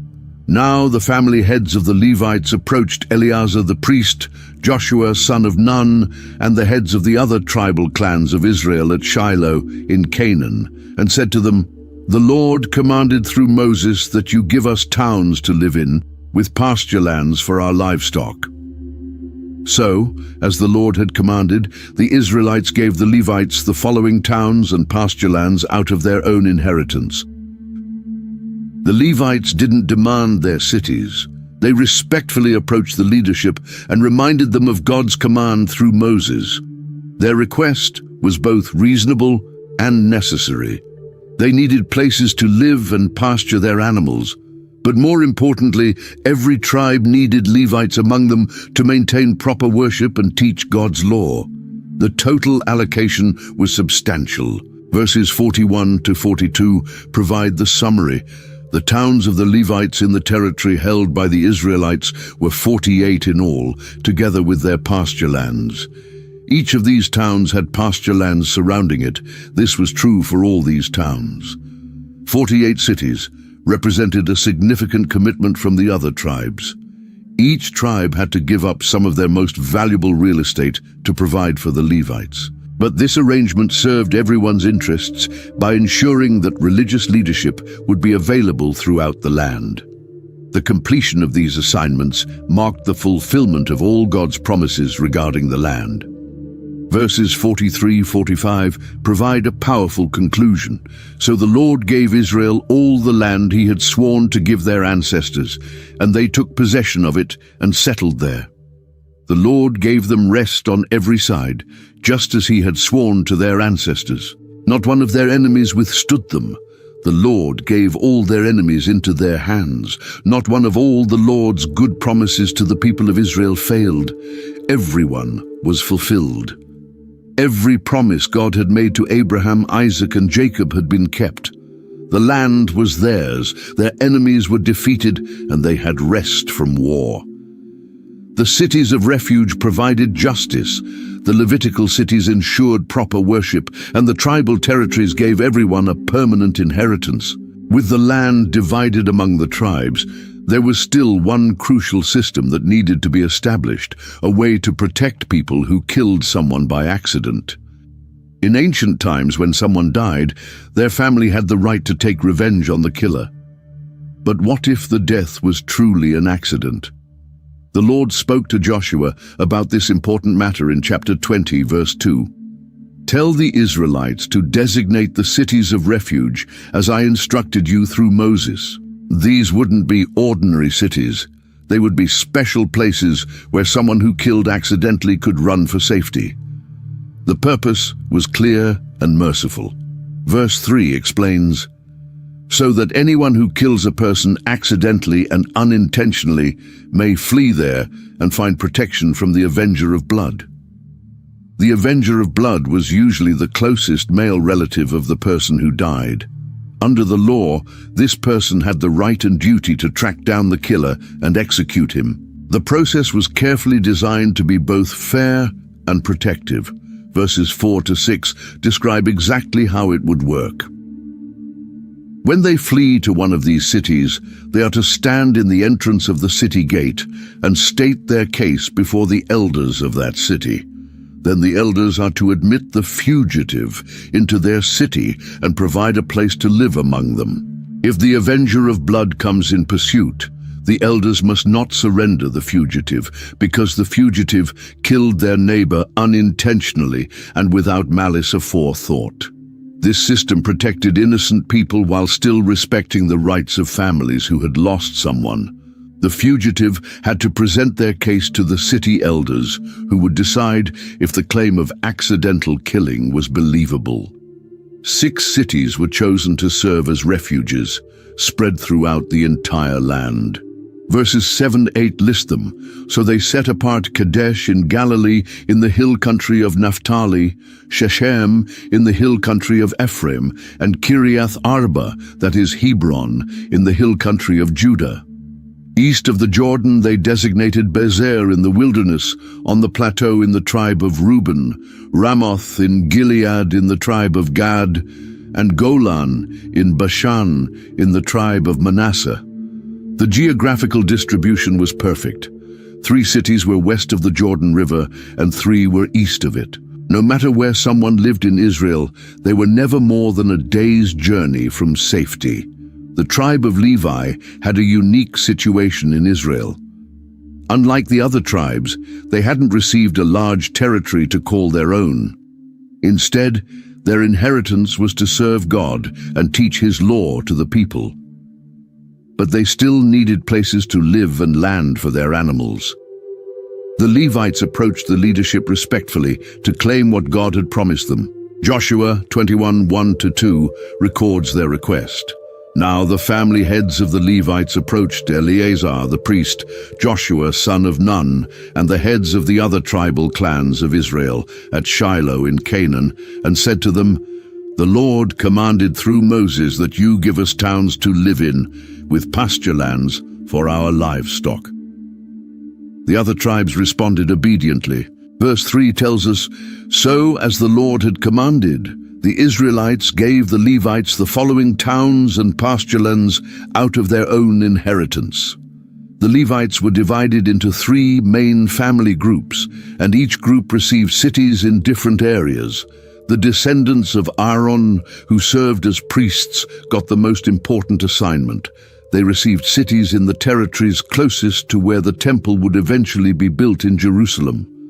The total number of cities was impressive. Verses 41-42 provide the summary. The towns of the Levites in the territory held by the Israelites were 48 in all, together with their pasture lands. Each of these towns had pasture lands surrounding it. This was true for all these towns. 48 cities with their surrounding pasturelands represented a major commitment from the other tribes. They were giving up some of their most valuable real estate to provide for the Levites. But this arrangement benefited everyone by ensuring that religious leadership and instruction would be available throughout the entire land. The completion of this distribution marked something incredibly significant. Verses 43-45 contain some of the most important words in the entire book. So the Lord gave Israel all the land he had sworn to give their ancestors, and they took possession of it and settled there. The Lord gave them rest on every side, just as he had sworn to their ancestors. Not one of their enemies withstood them. The Lord gave all their enemies into their hands. Not one of all the Lord's good promises to the people of Israel failed. Everyone was fulfilled. Every single promise that God had made to Abraham, Isaac, and Jacob had come true. The land was theirs, their enemies were defeated, and they had rest from war. With the land distribution complete, Joshua turned his attention to the 2.5 tribes who had been fighting alongside their brothers for years. The tribes of Reuben, Gad, and the half-tribe of Manasseh had left their families and homes on the east side of the Jordan River to help conquer the western territories. Now it was time for them to return home. Joshua called these tribes together for a special ceremony. Chapter 22 verses 1-3 record his words. Then Joshua summoned the Reubenites, the Gadites, and the half-tribe of Manasseh, and said to them, "You have done all that Moses, the servant of the Lord, commanded, and you have obeyed me in everything I commanded. For a long time now, to this very day, you have not deserted your fellow Israelites, but have carried out the mission the Lord your God gave you." These tribes had made an incredible sacrifice. Years earlier, they had promised to help their brothers conquer the west side before returning to their own families. They had kept that promise faithfully. Joshua announced that their military service was complete. Verses 4-5 contain his official dismissal. Now that the Lord your God has given them rest, as he promised, return to your homes in the land that Moses, the servant of the Lord, gave you on the other side of the Jordan. But be very careful to keep the commandment and the law that Moses, the servant of the Lord, gave you, to love the Lord your God, to walk in obedience to him, to keep his commands, to hold fast to him, and to serve him with all your heart and with all your soul. But Joshua didn't send them home empty-handed. Verses 7-8 describe his generous blessing.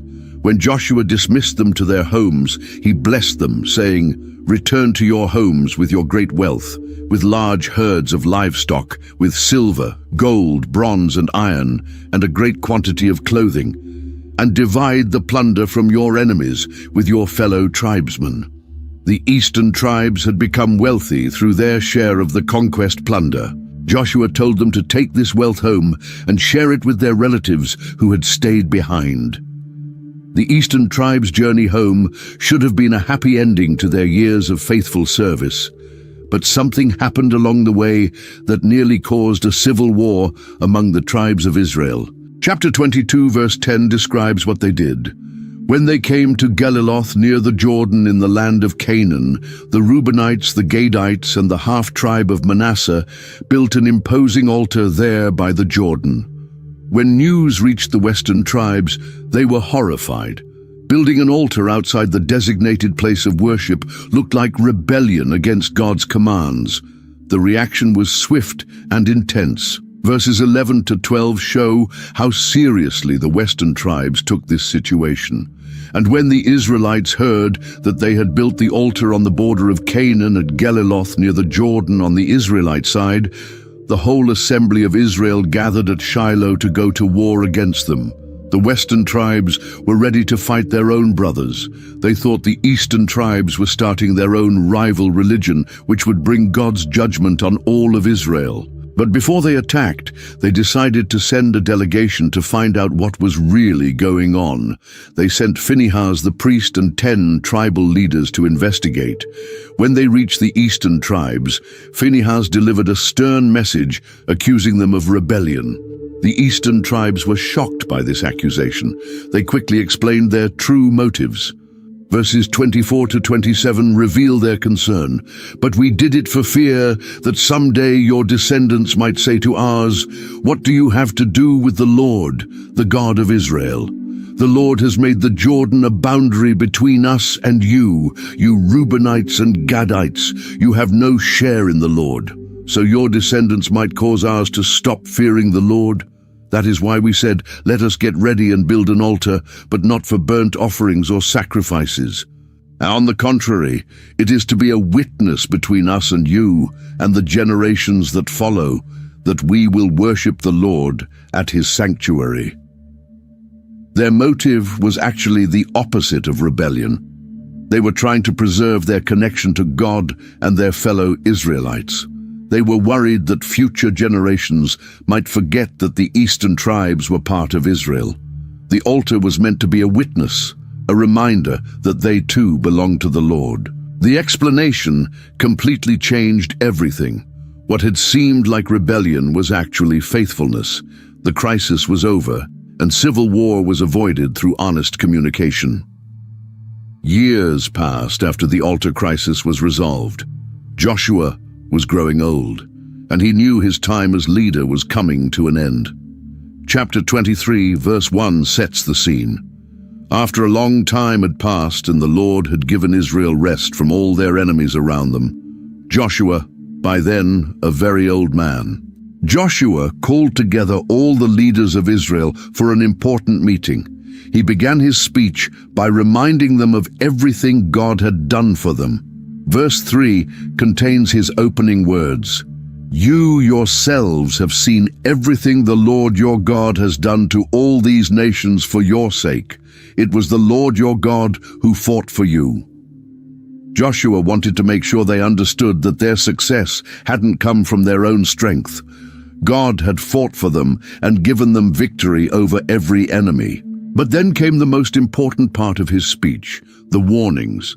Verses 6 to 8 contain his urgent appeal.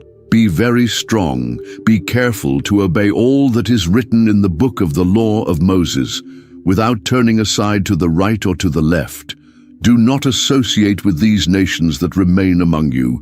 Do not invoke the names of their gods or swear by them. You must not serve them or bow down to them, but you are to hold fast to the Lord your God, as you have until now. This was the key to continued success. They had to obey God's law completely, avoid compromising with pagan religions, and maintain their exclusive loyalty to the Lord. Then came the sobering warning about what would happen if they disobeyed. Verses 12 to 13 spell out the consequences. But if you turn away and ally yourselves with the survivors of these nations that remain among you, and if you intermarry with them and associate with them, then you may be sure that the Lord your God will no longer drive out these nations before you. Instead, they will become snares and traps for you, whips on your backs and thorns in your eyes, until you perish from this good land which the Lord your God has given you. The choice was clear. Faithfulness to God would bring continued blessing, but turning away from God to follow pagan practices would bring disaster. Sometime after his first farewell address, Joshua felt the need to gather the people one more time. This would be his final speech to the nation, and he chose Shechem, a location with deep historical significance. Chapter 24, verse 1 describes this gathering. Then Joshua assembled all the tribes of Israel at Shechem. He summoned the elders, leaders, judges, and officials of Israel, and they presented themselves before God. Joshua began his final speech not with his own words, but with a message from God himself. Verse 2 introduces this divine proclamation. Joshua said to all the people, "This is what the Lord, the God of Israel, says." What followed was a sweeping review of Israel's history from God's perspective. The historical review started with Abraham's family before they knew the true God. Verses 2 to 3 begin the story. Long ago, your ancestors, including Terah, the father of Abraham, and Nahor, lived beyond the Euphrates River and worshipped other gods. But I took your father Abraham from the land beyond the Euphrates and led him throughout Canaan and gave him many descendants. I gave him Isaac. God reminded them that their story began with his grace, not their goodness. Abraham's family had been idol worshippers like everyone else, but God had chosen Abraham and called him away from his homeland. The story of the Exodus received special attention. Verses 5-7 recount this dramatic rescue. Then I sent Moses and Aaron, and I afflicted the Egyptians by what I did there, and I brought you out. When I brought your ancestors out of Egypt, you came to the sea, and the Egyptians pursued them with chariots and horsemen to the Red Sea. But they cried out to the Lord, and he put darkness between you and the Egyptians. He brought the sea over them and covered them. The conquest was described as God's work, not Israel's achievement. Verses 11-13 summarize these victories. Then you crossed the Jordan and came to Jericho. The citizens of Jericho fought against you, as did also the Amorites, Perizzites, Canaanites, Hittites, Girgashites, Hivites, and Jebusites, but I gave them into your hands. I sent the hornet ahead of you, which drove them out before you, also the 2 Amorite kings. You did not do it with your own sword and bow. So I gave you a land on which you did not toil, and cities you did not build, and you live in them, and eat from vineyards and olive groves that you did not plant. This historical review reminded the people that everything they had was a gift from God, not something they had earned through their own efforts. After reviewing their history, Joshua presented the people with the most important choice they would ever make. His challenge was direct and personal. Verse 14 contains his call to decision. Now fear the Lord and serve him with all faithfulness. Throw away the gods your ancestors worshipped beyond the Euphrates River and in Egypt, and serve the Lord. But Joshua didn't want a hasty decision. Verse 15 presents the options clearly. But if serving the Lord seems undesirable to you, then choose for yourselves this day whom you will serve, whether the gods your ancestors served beyond the Euphrates or the gods of the Amorites, in whose land you are living. But as for me and my household, we will serve the Lord. Joshua's personal declaration became one of the most famous statements in the Bible. He was willing to stand alone if necessary, but he wanted everyone to know where he stood. The people's response was immediate and enthusiastic. Verses 16-18 record their declaration. Then the people answered, "Far be it from us to forsake the Lord to serve other gods. It was the Lord our God himself who brought us and our parents up out of Egypt, from that land of slavery, and performed those great signs before our eyes. He protected us on our entire journey and among all the nations through which we traveled. And the Lord drove out before us all the nations, including the Amorites who lived in the land. We too will serve the Lord, because he is our God." But Joshua wasn't satisfied with their quick response. His next words were surprising. Verses 19-20 contain his warning. Joshua said to the people, "You are not able to serve the Lord. He is a holy God. He is a jealous God. He will not forgive your rebellion and your sins. If you forsake the Lord and serve foreign gods, he will turn and bring disaster on you and make an end of you after he has been good to you." Joshua was trying to make sure they understood that serving God was serious business. God's holiness meant that he couldn't overlook sin. His jealousy meant that he wouldn't share their devotion with other gods. The people insisted they understood. They reaffirmed their commitment, and Joshua made them witnesses against themselves. Now came the practical test. Verse 23 contains Joshua's immediate demand. Now then, throw away the foreign gods that are among you, and yield your hearts to the Lord, the God of Israel.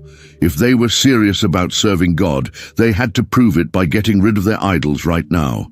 The people passed the test and made their final pledge of loyalty. Joshua wanted to make sure this covenant renewal was permanently recorded. Verse 25 describes the formal process.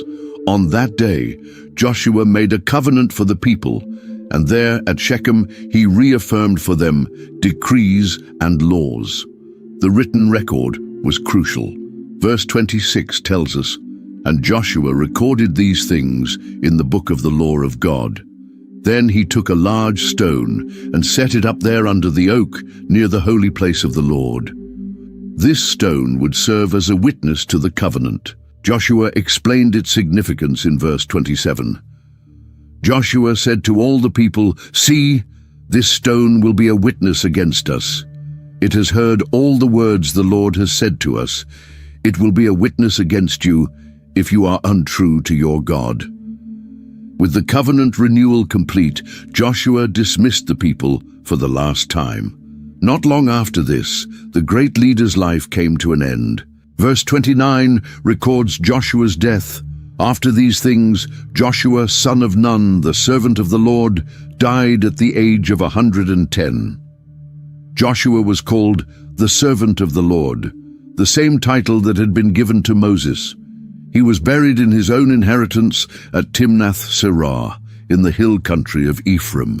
Around the same time, Eleazar the high priest also died. But there was one more burial that needed to be recorded. Verse 32 tells us, "And Joseph's bones, which the Israelites had brought up from Egypt, were buried at Shechem in the tract of land that Jacob bought for 100 pieces of silver from the sons of Hamor, the father of Shechem." This burial fulfilled a promise that was centuries old. When Joseph was dying in Egypt, he had made his family swear that they would carry his bones back to the Promised Land.